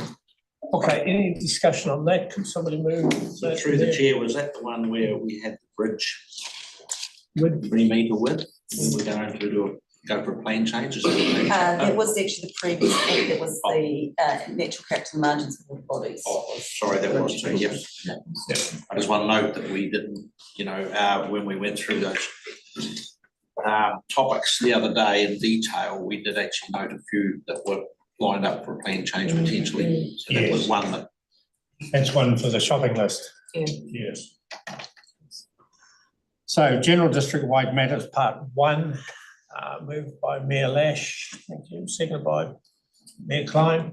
All those in favour, aye. Aye. Against? Carried, thank you. Could I suggest that we, noise could be tricky. Yeah, we'll deal with signs, yes. Signs, any discussion on that? I'll move from the chair, adopting that recommendation, seconded by Chair Haddock. All in favour, say aye. Aye. Aye. Aye. Carried, thank you. Noise. There's some discussion around noise. So through you, Mr. Chair, this is one where I think, well, my view had been that this was one where it would be well worth monitoring the effect of the provisions, and with a view to seeing if they're actually achieving the ideal outcome and whether it is something that you did want to consider for a future plan change. And that's in relation to the acoustic requirements, and the effect of that on probably I'd suggest that with these things, it might be kind of monitor them for 12 months and then go, okay, now we've got some information about how much issue this is causing, and that would then give us an evidence base to make, for you to make a decision about whether you wanted to for a plan change. I think it's A very technical one, and this question of public health came into it out of nowhere, really. So I think that's what I was referring I to. think that's a good way of managing that. Noting the shopping list suggestion there. Yeah, Councillor. I'd really like some legal advice on this. My objection is I don't believe this being natural justice here. The rule 3, point number 2, that's crept from 40 metres to 60 to 100 metres, and plus there's been alterations brought in. I don't believe that these properties have had an opportunity to submit, and I believe it's probably not something we can discuss, but they've considered health in one aspect, not the overall well-being. So I think there's lots of contentious things here. I'm not happy to accept it, but I'd like legal advice on how best to address this issue, whether it's appeals from, I see Buller District Council's put a submission they could appeal, but some legal advice on how to address that issue, please. You're particularly concerned is comes from the setbacks from railway lines, or And just the general? requirements and the. Yeah. Just to be clear for you, Lucy, the question is around this. There was the addition in this chapter in the acoustic requirements, an expansion of the width of setback from the railway lines where the acoustic requirements apply, from 40 metres to 100 metres, which does take in, it excludes the Hokitika line, but it does have quite a significant impact in Westport. And then the second thing is that the plan is notified, required only new buildings to meet the acoustic requirements, but the Commissioner's recommendation is that additions of sensitive activities, so things where people are sleeping, is included. And just in addition to that, and putting alterations, I'm not sure that's clearly defined, so I think it makes it very hard for our planners. If somebody's coming in, say, just wants to open up their living dining space or something like that, they're not intending to do an exterior wall. I can see the outcomes being that people just won't lodge for consent, so it doesn't achieve the objectives that we're setting out for. Thank you. Through the chair, I thought that was, I thought that provision was only for an addition, was only for sleeping areas. So alterations. It talks about for noise sensitive activities which are defined in the plan. So that's visitor accommodation, residential activities, education facilities, those kinds of things.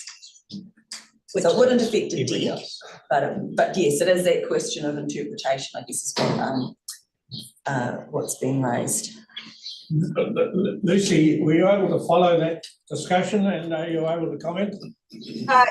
I'm able to follow it. I'll try and comment, but bearing in mind I'm not familiar with the provisions or the submission specifically on this. Presumably the panel has made these recommendations in response to submissions, so there is clearly scope for them. They have considered all of the evidence in support of that and have reached this recommendation for you. To the extent that there might need to be an ongoing debate about the appropriateness of those provisions, that is exactly the type of thing that the Environment Court would consider on appeal. But whether or not there's scope for an appeal, and I just can't take that any further. But this is exactly the type of thing that gets ventilated through the appeal process. So through you, Mr. Chair, just to perhaps help the members, there is definitely scope. Buller District Council made a specific submission on this. I could call it quite. I don't know if the other councils did, but I am aware the Buller District Council did. So that would come down to a decision by our council as to the weighing up whether to appeal or look at the monitoring concept and see how it actually affects things in, say, 12 months' time.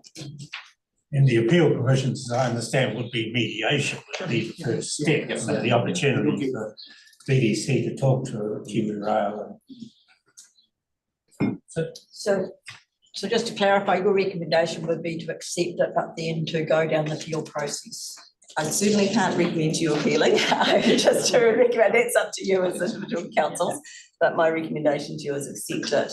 And in actual fact, my recommendation would be monitor the effects of it. So there may be some change as a result of any appeals process, but you certainly have the ability as a committee to monitor the effects of it and make a decision about whether it is actually something that you want to do a future plan change of. That's certainly one of the things that are on our radar, especially with that, the Runanga sort of Dobson communities, you know, going through those, and it was one that we were talking about that we'll be looking to be on, we'll be on board with that. You need to. Pardon? Did you? It was one of the ones that we've sort of decided that it's we'll be looking at picking up. Because we don't think people have had Joe made the point in the last week that people haven't had the chance to submit, and health makes submissions all over the show and these things pop up, and then the people in those communities in those lines, and Hokitika could be one of the busiest lines, and now it's been, you know, and then Dobson, Runanga, all those communities are lumbered with it. So it will be something that we've definitely discussed. So bearing in mind that discussion, put on the list or monitor. Yeah.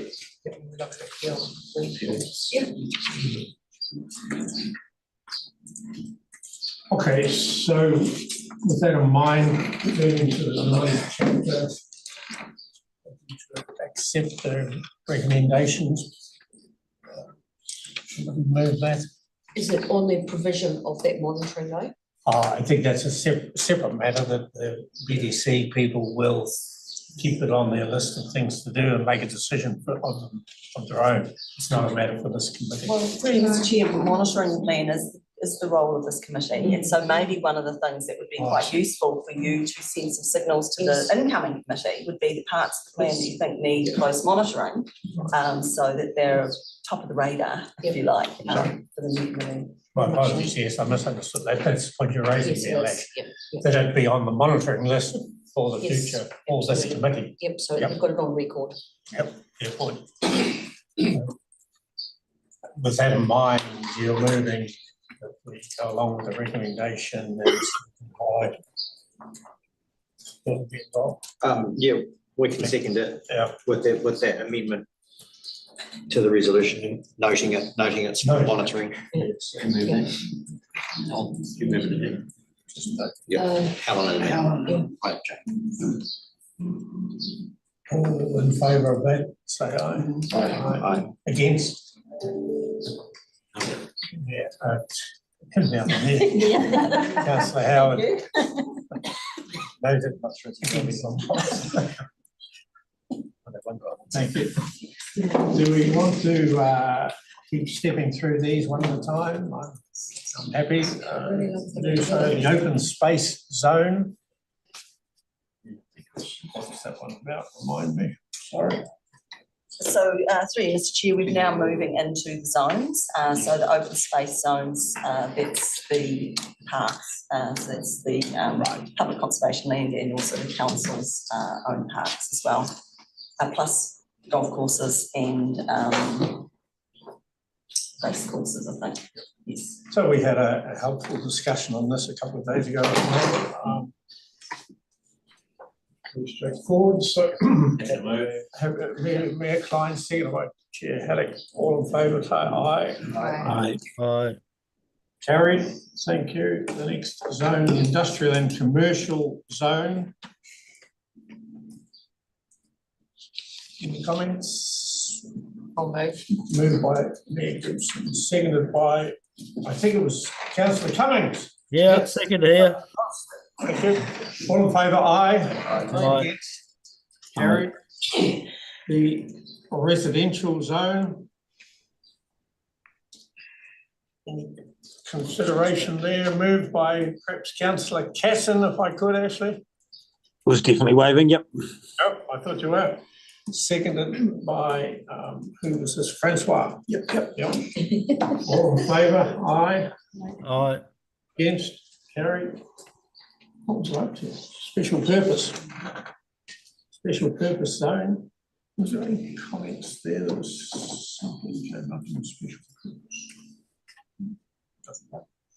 I'll move it. Moved by councillor Cummings, seconded by Mayor Lash. All in favour, aye. Aye. Against, carried. Settlement zone and precincts, those number of small settlement zones.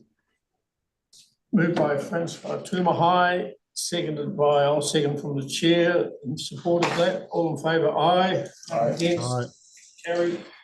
General rural and rural lifestyle zones. Again, we had a good discussion on that.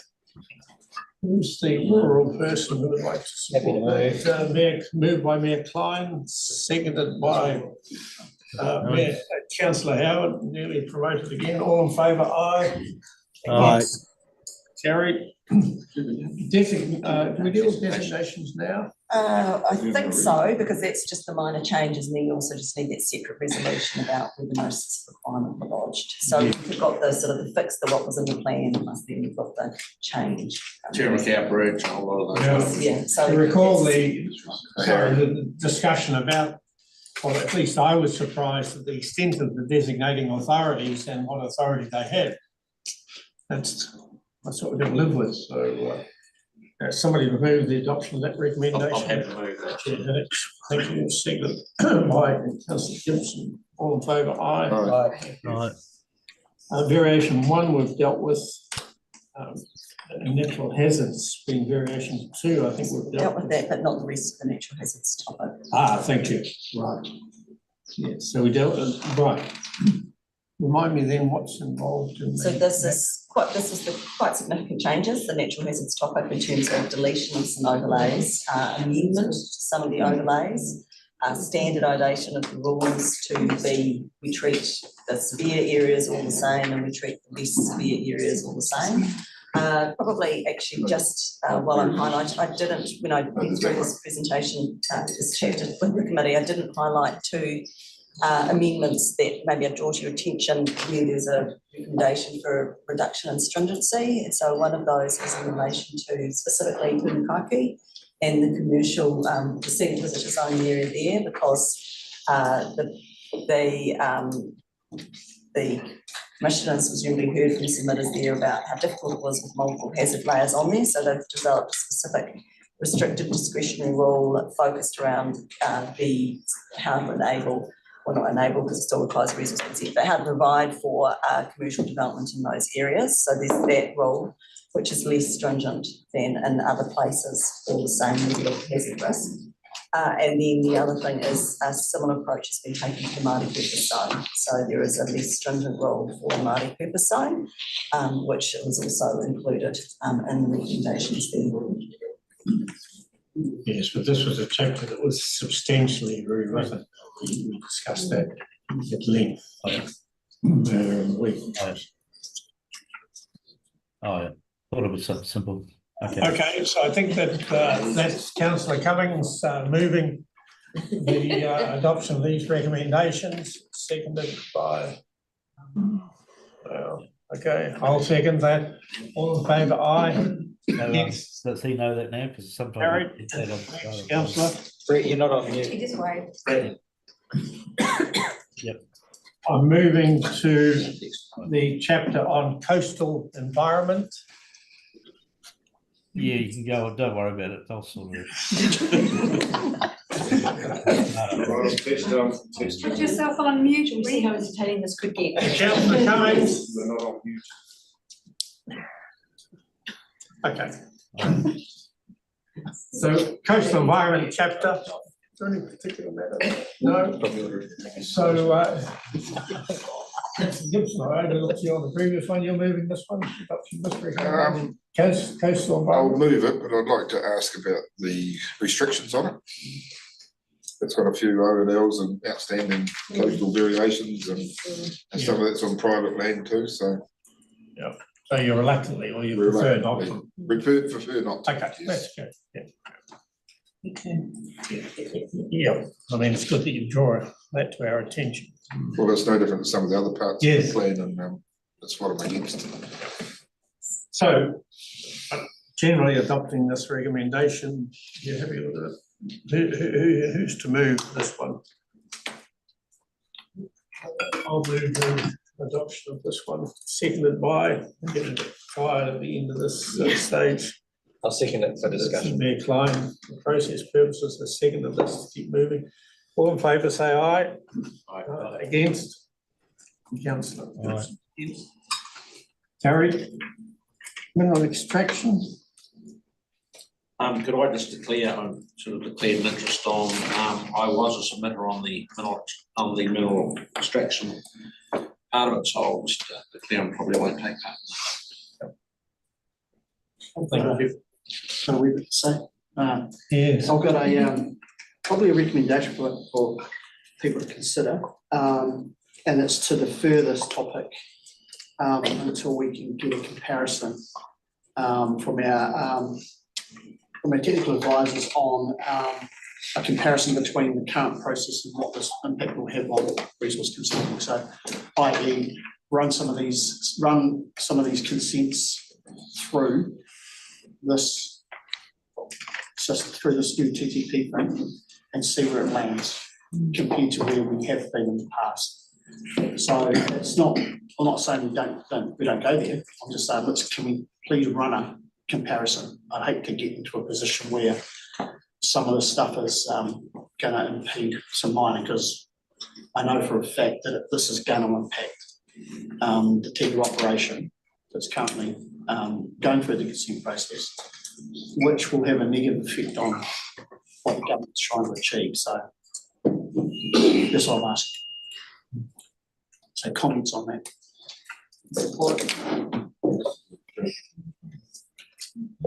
Could I just ask a point of clarification? What is likely to be the outcome if we're after the analysis is So done? yeah, if the outcome is, and fingers crossed, that it has no impact or little, then we're good to go. But if it has a significant outcome, then we probably need to throw it out. So through you, Mr. Chair, I don't think you need to do that analysis to know the rules are more stringent in the proposed plan. This is one of the two areas where the commissioners have made significant recommendations for an increase in stringency. So just to be clear on that, as when I presented it to you. So you're saying there's no point running the process? I guess what I'm saying is that is what that analysis will show. Okay, So well, we'll show that. If that's the case, then I'm opposed to this going any further. So cool. Just in relation to that, would it be a bit risky to do this, given that that whole chapter has we actually done quite well in Stockton and Denniston. I'm sure there are matters. Yeah, I'm sure there are matters for appeal in this, but I think we've done quite well, and I just don't know about poking the bear on that, having got so far. That's my only concern about that. I hear what you're saying. I think this potentially could be treated the same as the noise issue, and that it isn't that we kind of do what Francois has suggested, is we do the monitoring of the rule, and then that then forms the basis for appeal or future plan change. Because I think the risk is exactly reinforcing Paul's point, is that there's a whole lot in here that is favourable to the mineral sector, and I think we risk opening a whole can of worms that we might regret. I think overall it's very good for the West Coast. But there was one question that wasn't answered for Francois, which was permitted activities inside the authorised permits. Does it include the future? So through you, Mr. Chair, the new activities in the mineral extraction zone and the Buller Coalfield zone, new mining activities, not other, there are permitted activities for new activities, but new mining activities would require restricted discretionary activity resource consent. But in the notified plan, new activities required resource consent as well. The difference is it was a controlled activity resource consent.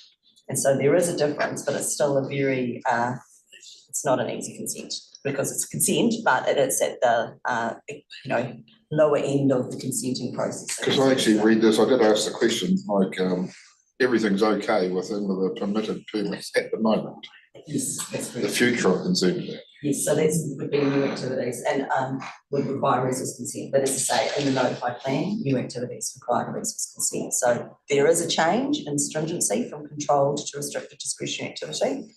But I think, as I said the other day, this would still be the least restrictive rules inside a mining or quarrying zone in the country, because most other mining quarry zones are it's a discretionary activity. So I felt like that was, it wasn't what the committee wanted, because obviously what the plan was notified was what you wanted, but I didn't feel like it was going to be a really, it's not a tough change. It is a significant change, but it's still the main reason being that it gives you the ability to decline consent. So say matters of control, what were matters of control become matters of discretion, but it does give a restricted discretionary activity, gives the ability for the councils to decline. That's a very important point. Think that the activity is appropriately avoiding and remedying and mitigating effects. It's a very important alteration to the plan. I didn't read it that way from the start. It'd be good to understand just how big it is, how big a deal it is. We know it's going to be different. How big, how different? So, Little bit through Chair, perhaps just in relation to Bull and Westland, not in the case of Grey, but in Bull and Westland at the moment, it would be a restricted discretionary activity in your operative plans. So the effect in the Buller coalfield and the mineral extraction zone is effectively the same as your operative plans. It's a bit different in Grey because they don't have specific rules for mining, and so it's really a question of the scale, whether it triggers a noise rule or a building rule or a setback rule or a traffic generation rule in the Grey plan.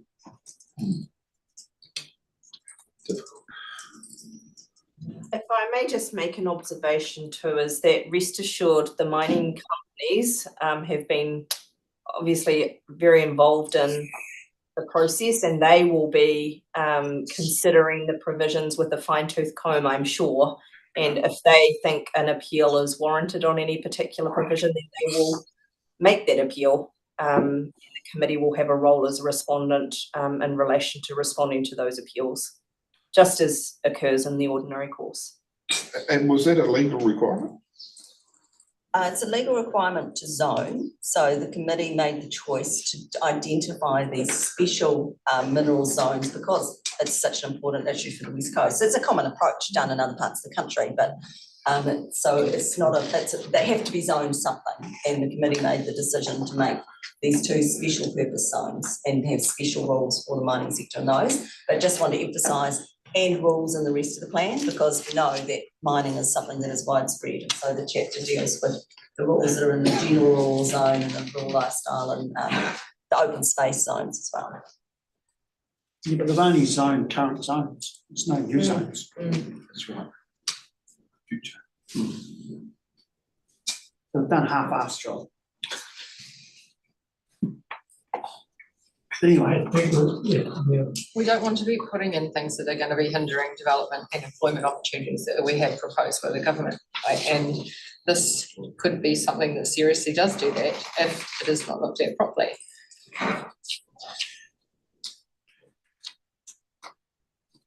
So all I'm asking for is to run some stuff through it. That's what I'm asking. With respect, I think you've had the response from Lois.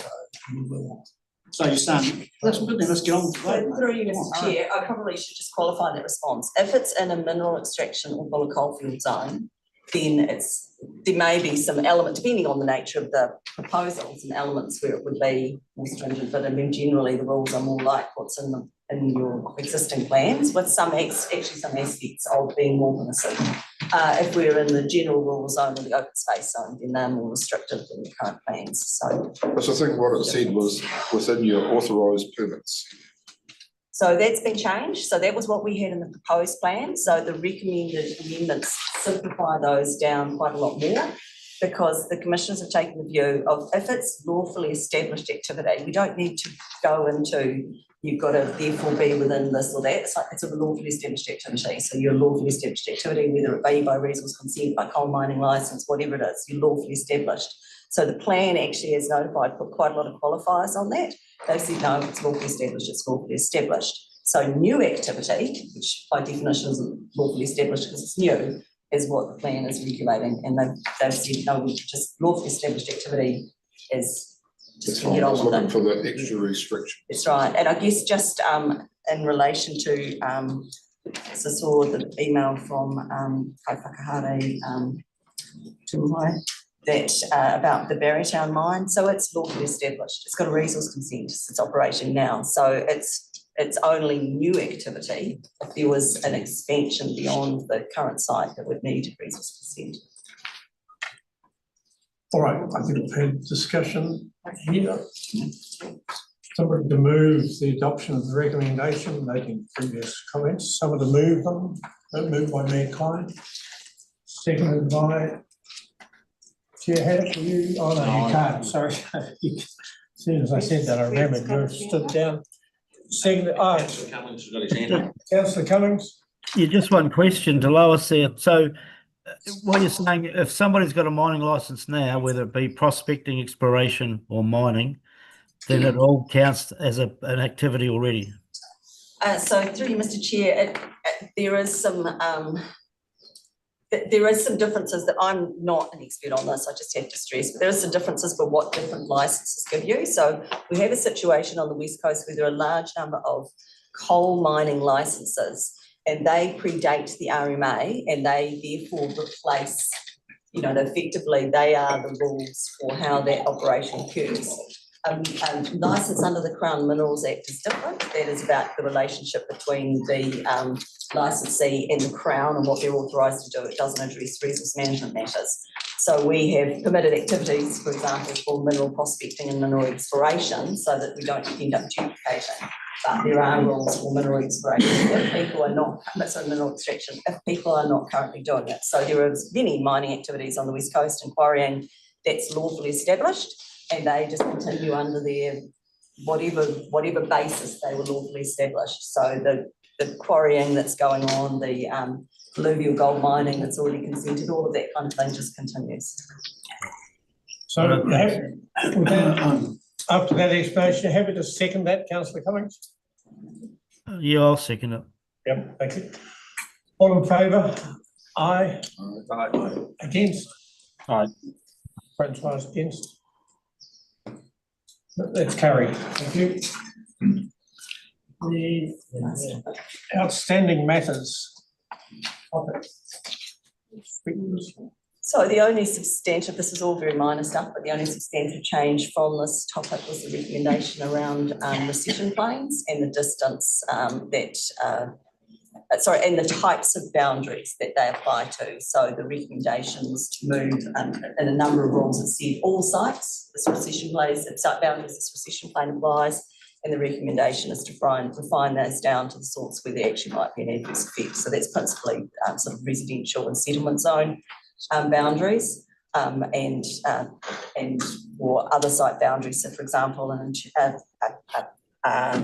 rural zone to rural zone or a industrial zone to industrial zone boundary that would be the same requirement for recession planes. So that's the major change in this topic. Okay, so the topic is outstanding matters. Someone to move the adoption of that recommendation. Chair Haddock, second by Mayor Lash. All in favour? Aye. Against? Carried. So effectively, we're turning back to the paper. Recommendation 3 is dealt with. It's noting. It's not, sorry, Mr. Chair, we have to amend that recommendation to reflect the change of policy P1.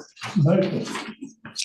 Recommendation 4, which is I think separate. Yes, so I've got a drafted wording for recommendation 4. For recommendation 3 that recognises that you've made a different recommendation for recommendation 4. Sorry, so we're out of order now. Yep. But I'll just put that up on the screen.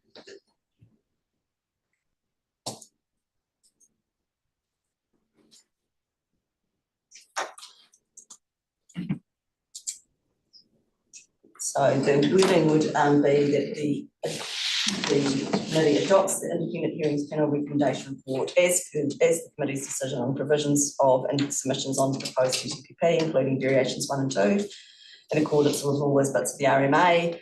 And then I've just got added this, which I'll highlight, I've just highlighted there, except in relation to the changes within policy Eco P1. So that's an addition, it's an amendment to that recommendation. Right, and then that amendment is picked up in the, In the in next another one, recommendation. in the resolutions that you've already made. So the two that were passed earlier. So then you'd be jumping onto the rest. Sorry, Lois, just to clarify that recommendation, and I apologise for interrupting. I just wonder whether you could add the words except in relation to the changes within policy Eco P1 pursuant to resolution 4, just to clarify that it's not in relation to any other changes that the panel might have recommended. Happy to move that way. Moved by Mayor Klein, seconded by Chair Haddock. Everyone understand what we're doing there? All in favour, say aye. Aye. Aye. Against? Carried, thank you. Thanks for that intervention. Was it Lucy? Yeah, thank you. So we're then moving into the recommendations. So I think Which will become renumbered, so It becomes 4 5. becomes 6, and then they'll add 2 onto them, so. Can you put them up easily with the renumbering? Renumber. You just bear with us. I'd asked Lois to do this because it's quite important that we get this procedurally correct. Yes, okay. Actually, we'll take another 2-minute stretch because I want you to be fresh before you go.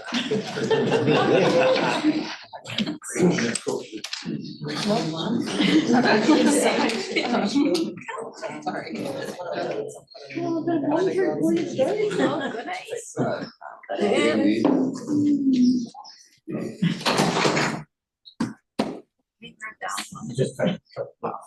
You can read, I'll let you ask that you take a couple of minutes just to read those, which is substantially the same as in the previous paper.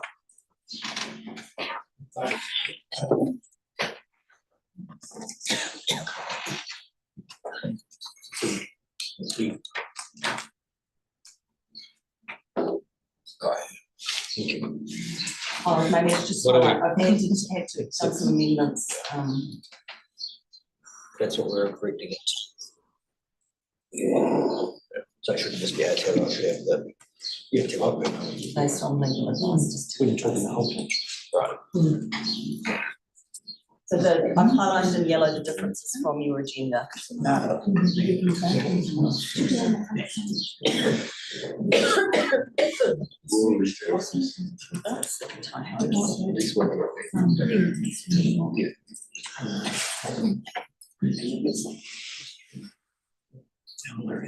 Oh, there is, oh, sorry.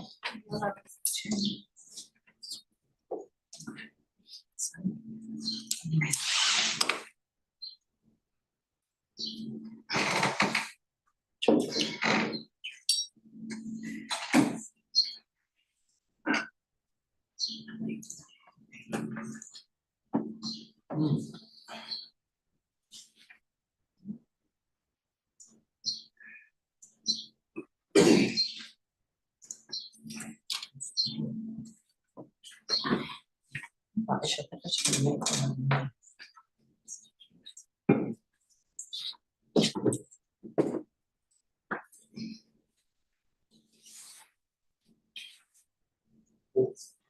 Back on. Am I missing that one? No. Oh. Back. It's okay. The, Everyone, sorry, everyone finished reading that. I'll just ask Lois to run through it and then seek comments if I could. Resolution 6, recommendation 6, which was recommendation 4, is about fixing typos, and I've just added in that the correction to the name of Aotearoa Namu. Number 7, which was 5, is about the date of the plan going live, so the decision will be on the 10th of October.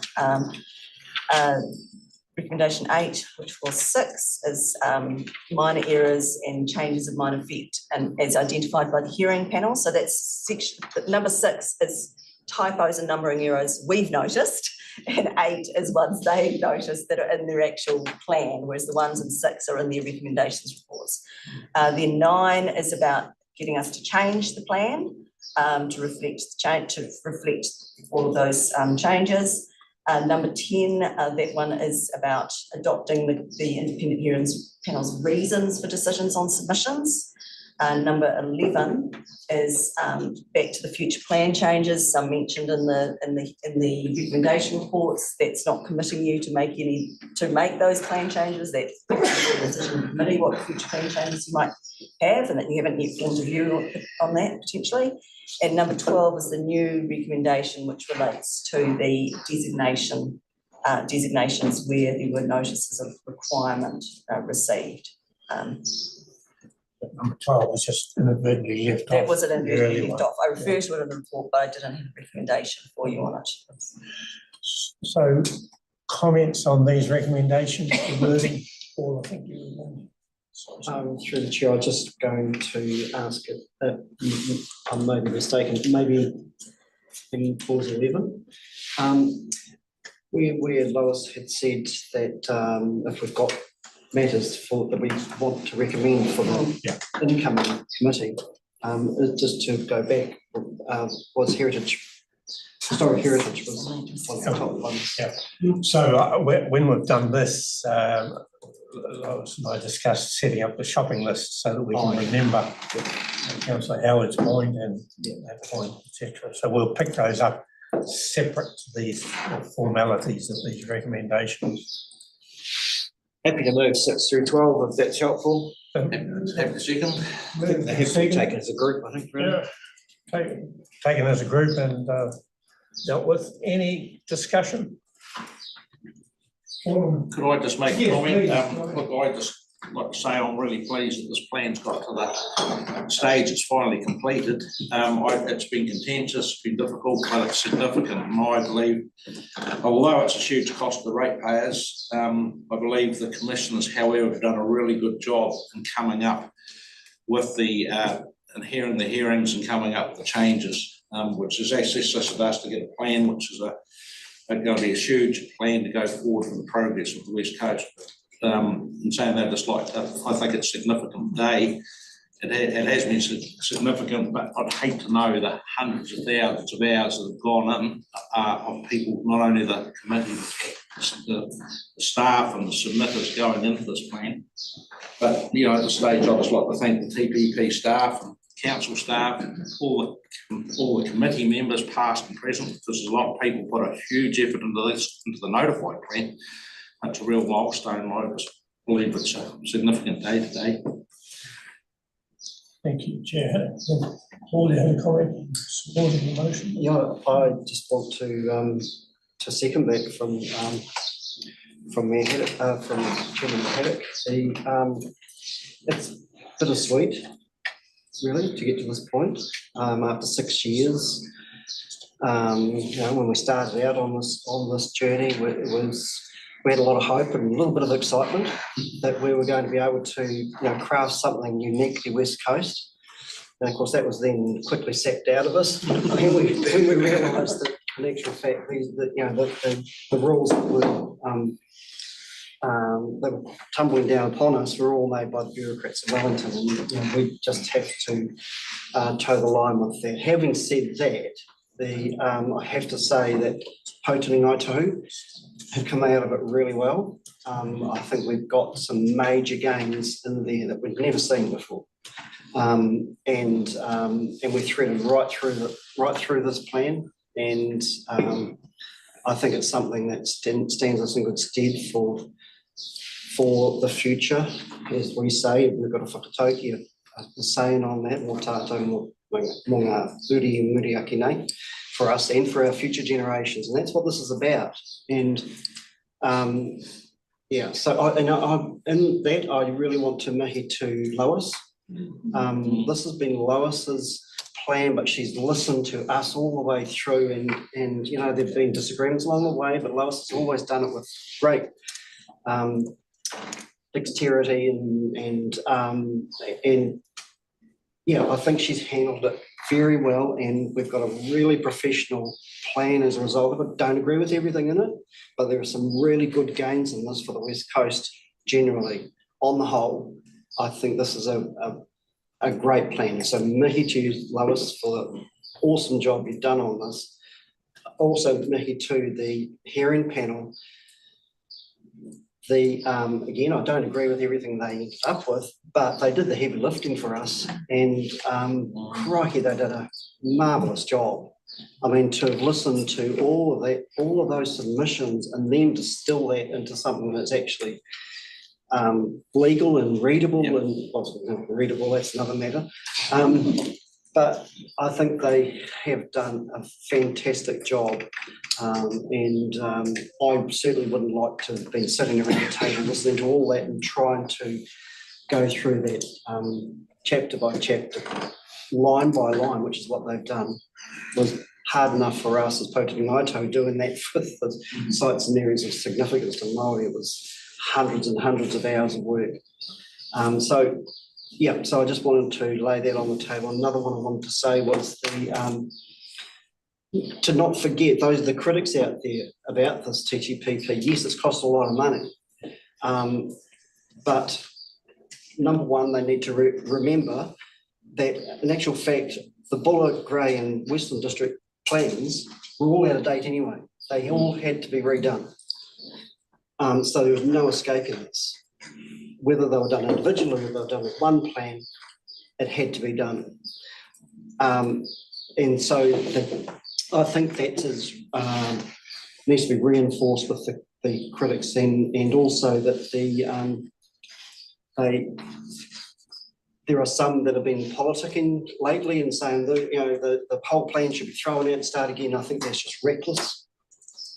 And it's nothing but politicking, and having gone through all of this over 6 years, I think the result is not everything we want, but you don't get everything you want in life. But overall, on the whole, I think it's a good result. Moved and seconded, you were speaking to the motion. I'll speak and then you can vote if you like, Mr. Chair. I agree with everything that's been said. The only thing I think I will add is some acknowledgement of the elected members that were part of the first 3 years of this process where the plan writing was happening. I think it's actually that flavour largely has carried and hasn't been challenged, and some of the concepts and ideas that were included by the likes of Laura Cole McLaughlin and Sharon Roach and others that were around the table then. Anton, around the table at the plan writing time, I think, there was a lot of effort put in there. And I think if we were doing this process again, I think we would all focus a hell of a lot harder, even more on that plan writing phase, because that's clearly the best place to influence outcomes in this RMA process. So I just want to acknowledge those. I want to acknowledge too the staff and Lois and Edith who did a lot of work through those first few years as well, in various contracts and I guess our own planning teams who have been battling having two plans to work with and consider for a period of time, which isn't easy as well, as they try and keep our districts moving forward in the planning from a planning perspective. And we have all been quite busy in the last 3 or 4 years in development and subdivision and activity going on. So that's been quite a big challenge for those teams. And I think my final comment is that I think it's incumbent on whoever's in our roles going forward, TTPP being an enduring committee, that we remain nimble and attentive to things we can change and influence. And keep this plan alive. Don't let it fall 20 years behind. And I think that will be a better outcome for the coast, saving money and things as well, if we can keep it up to date and reactive as best we can to the demand of our community and opportunity as they arise. Just 2 things from me. First, I just want to support what everyone's saying in terms of the commissioners, and the work they've done has been great, but at the end of the day, they'll pay to do the job, paid well. So I do appreciate it. I do want to, though, from a Renan perspective and even perspective, thank you, Lois, for putting up with us. You've done a fantastic job, not only herding this group, but also making sure that Potawatomi values in front and centre. So I want to personally thank you for that. And then lastly, the team at the back. I mean, you had to do this as well as your normal job. So I think there needs to be a big thank you to you guys pulling the technical stuff together, because at the end of the day, we don't know much about this shit, right? So thank you very much to each and every one of you. Thank you. So the motion is to approve 6 to 12. Moved and seconded, all in favour, aye? Aye. Against? Carried. Thank you.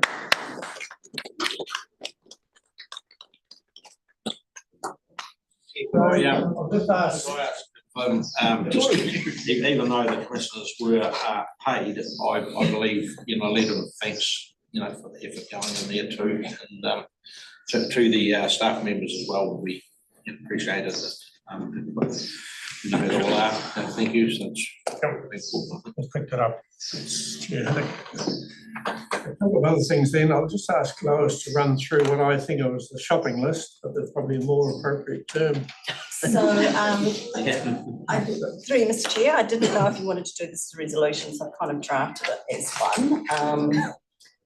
So these are things I picked up. So I kind of went along with that the committee provide close monitoring of the implementation plan and the following matters with a consideration for development of future plan changes. So I've got noise R3 and the acoustic requirements, particularly as relate to the railway corridor.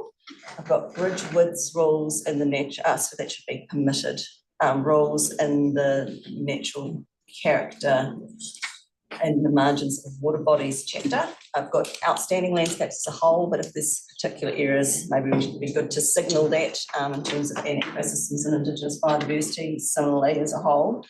Coastal environment and particularly as relates to those overlays. Mineral extraction, historic heritage, and then we have been long talking about natural hazards in Greymouth, and now as a result of the changes, coastal hazards North Hector, but I don't know if you also wanted to consider flood hazards with those changes to the flood hazards.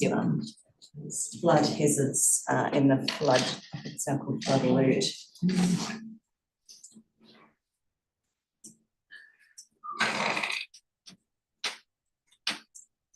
15K lighting zone. Yes. And the water tank issue. So what was the sequence? The water tank issue. Firefighting. Oh, yeah. Water. And the 15K lighting. Light zone.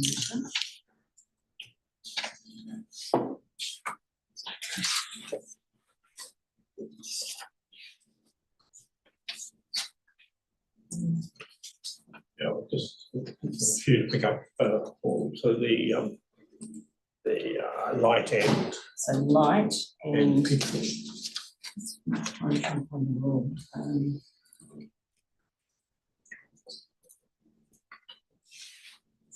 Clear, whoever reads it. So that would be.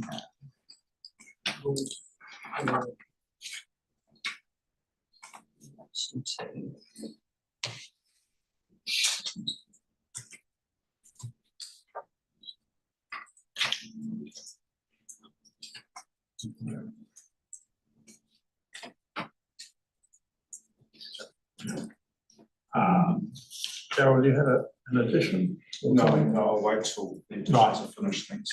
could I answer? Yes, please. Yeah.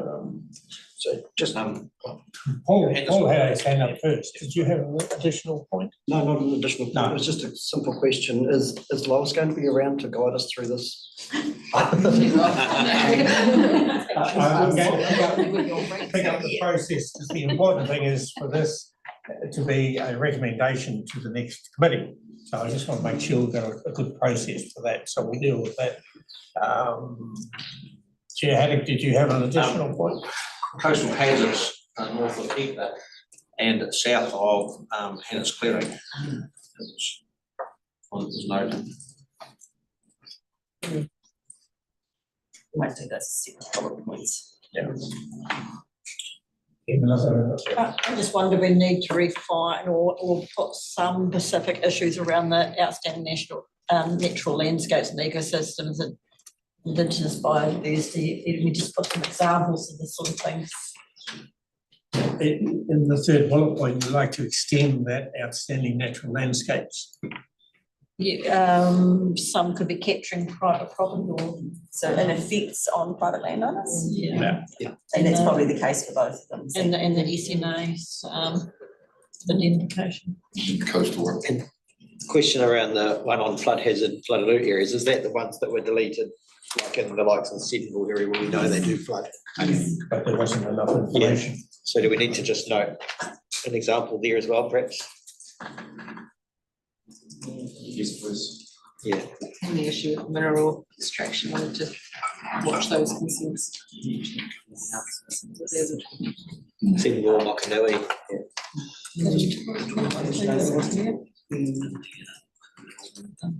Caribbean. Yes.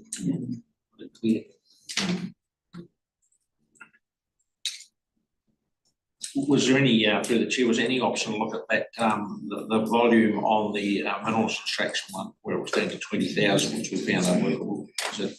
The typo. Yeah, we thought it was. So I'll put volume of permitted activity in the general rural side. Took zero with it. And so we'll be looking at a reporting mechanism that our teams, right, chat teams, what do we call them? They, our advisors, that they put examples of this into a monthly or 3 monthly report and confer with each other to say, well, you know, let us know what the issues and so forth are. I think that would be the routine process for the technical advisory team. They've been working very well together in recent times, and so that would just be part of their work going forward. But to put it all together on a certain date of a certain, and make sure that there's examples that have been recorded. So, sorry, Darren, a little bit of comment? Yeah, thanks. Firstly, congratulations, everybody. This is a momentous day. And having worked around the country, there's not many days in your careers that you'll be passing a full district role. I can assure you of that. So congratulations. I just want to note that if you don't realise, you are the first region outside the unitary council in the country to have a combined district plan for the whole of a region.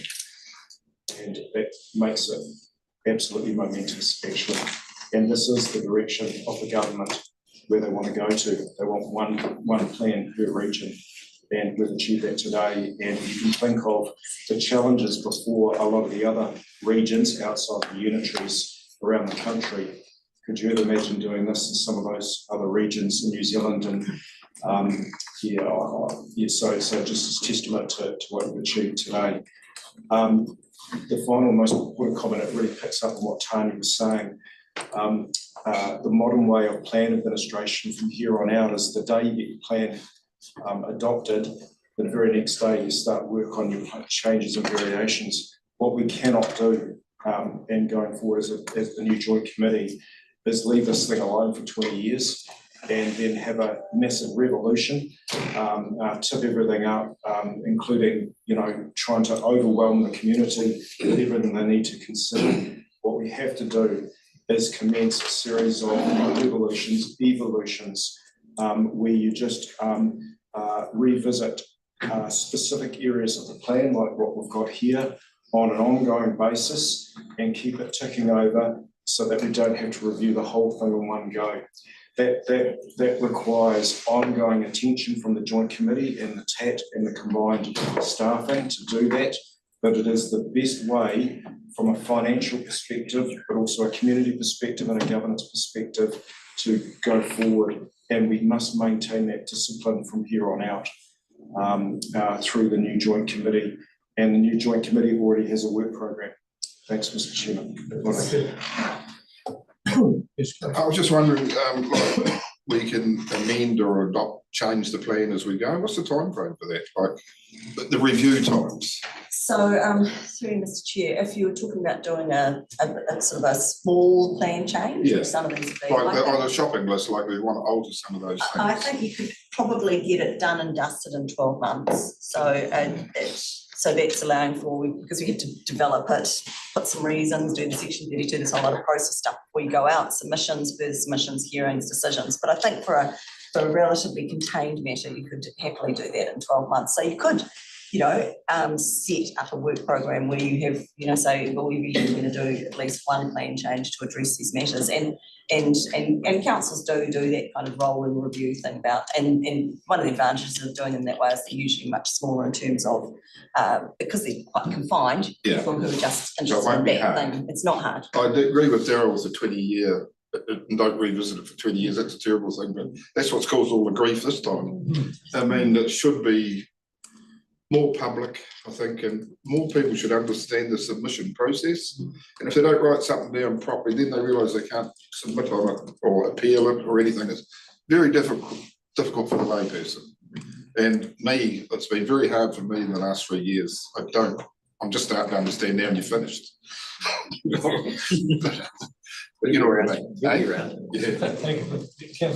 I just wanted to add to the acknowledgements, the input that Councillor Nolan from the Buller District Council has put in, and I'm sure he really regrets not being able to see this through to the end. So I think a special acknowledgement to him. I agree.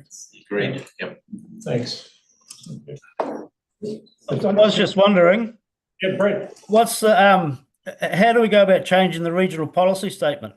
Because that's been a bit of a ongoing thing, isn't it? Yeah, I don't think that's a matter for this particular committee. Oh, no. You lead the charge, mate. First thing on the next term. First job on the 9th of October. Yeah. If I could just come back to this list, what do we call it then? Not the shopping list. I'll call it the shopping list. Can I be advised what the process is for this committee to recommend to the next committee, the ongoing, that these matters be taken into account? So simple as that. I would move that this committee recommends that all these matters are taken into the induction or moved, so the new committee is aware of them. Some words to that effect. I'll second that. Yeah. Yeah. Anything else you'd like to add on that? Okay. One last thank you, Rex, for your Sorry, chairmanship over the period as well. We might have missed you out. No, I was going it's a bit to go yet. We don't finish it unpaid until midday, So I'm moving, and Mayor Gibson is seconding that this list be taken forward to the next committee. Yep. Any comments on that? All in favour? Aye. Aye. No, thank you, Carrie. The next thing I'd like to know from Jo, if she can just tell us about the next steps that will be taken in the processing of the plan. Thank you, Mr. Chair. You have directed that staff will notify this plans, that's through public notification and having, we will have the e-plan will change, the maps online available on the 10th of October. So that's what we're aiming for now. From that date, the appeals period begins, and that is 30 working days, which I seem to remember brings us to around about the 25th of November. And then anyone who wants to join those appeals gets a further 10 working days, I believe, to join in. So it pretty much takes us up to the Christmas period. And over that time, the staff will be analysing with the lawyers what the appeals points are, and doing a lot of work with the Environment Court staff on setting up mediations, what are appropriate topics to bucket together and that sort of thing. So that will happen, and appeals should happen on the West Coast. A mediator would be appointed by the Environment Court, that process will just continue the different topics throughout next year. Any questions on that understanding of the process going forward? No. Thank you. So, Jo, it's always been a problematic time when we get things like this coming up in the Christmas period. So I guess there'll be a specified breakthrough there. Because What will happen, it will be complete before Christmas. Yeah. Before the Christmas So period, we not will be just- only staff that will be involved in working. I know we have mentioned that ourselves, it always just happens that way. So moving back to the agenda of the meeting, which commenced on the 18th, thank you. I'm looking for any, shall we say, general business. Is there anything else you'd like to talk about today? Thanks, Darryl. Yes, Mr. Chairman, and it's really in relation to, Paul's comment, really. Look, from a regional council perspective, now that we're in a phase of obviously getting the thing notified, but heading most likely into mediation appeals, let alone future plan changes, I really need to put my mind to what level of staffing and resourcing and cost that I need to maintain going forward for all of this. So that's with me and the future regional council. I don't want to leave us short of resource at all by any means. There's still a lot of work to do, but need to think about that because obviously there's been a lot of consultants and contractors on here and need to have a think about what we need to retain going forward. So just recognising that it's a management issue to make sure appropriate resourcing is retained, including the institutional knowledge as much as we can. Thanks. Thank you. But no other business, I'll just draw this meeting to a conclusion. This final meeting of this committee is with the present makeup. There'll be, the committee of course carries on, but there'll be different faces around the table. So I'd like to thank you for your contributions in the last 3 years. There's been an appropriate amount of what I think of as creative tension there, but at the end of the day, we are still all able to have a cup of tea together and discuss the matters. And so I think you should be quite proud of your participation in this democratic process. Thank you. So with that, I'll close the meeting. Thank you.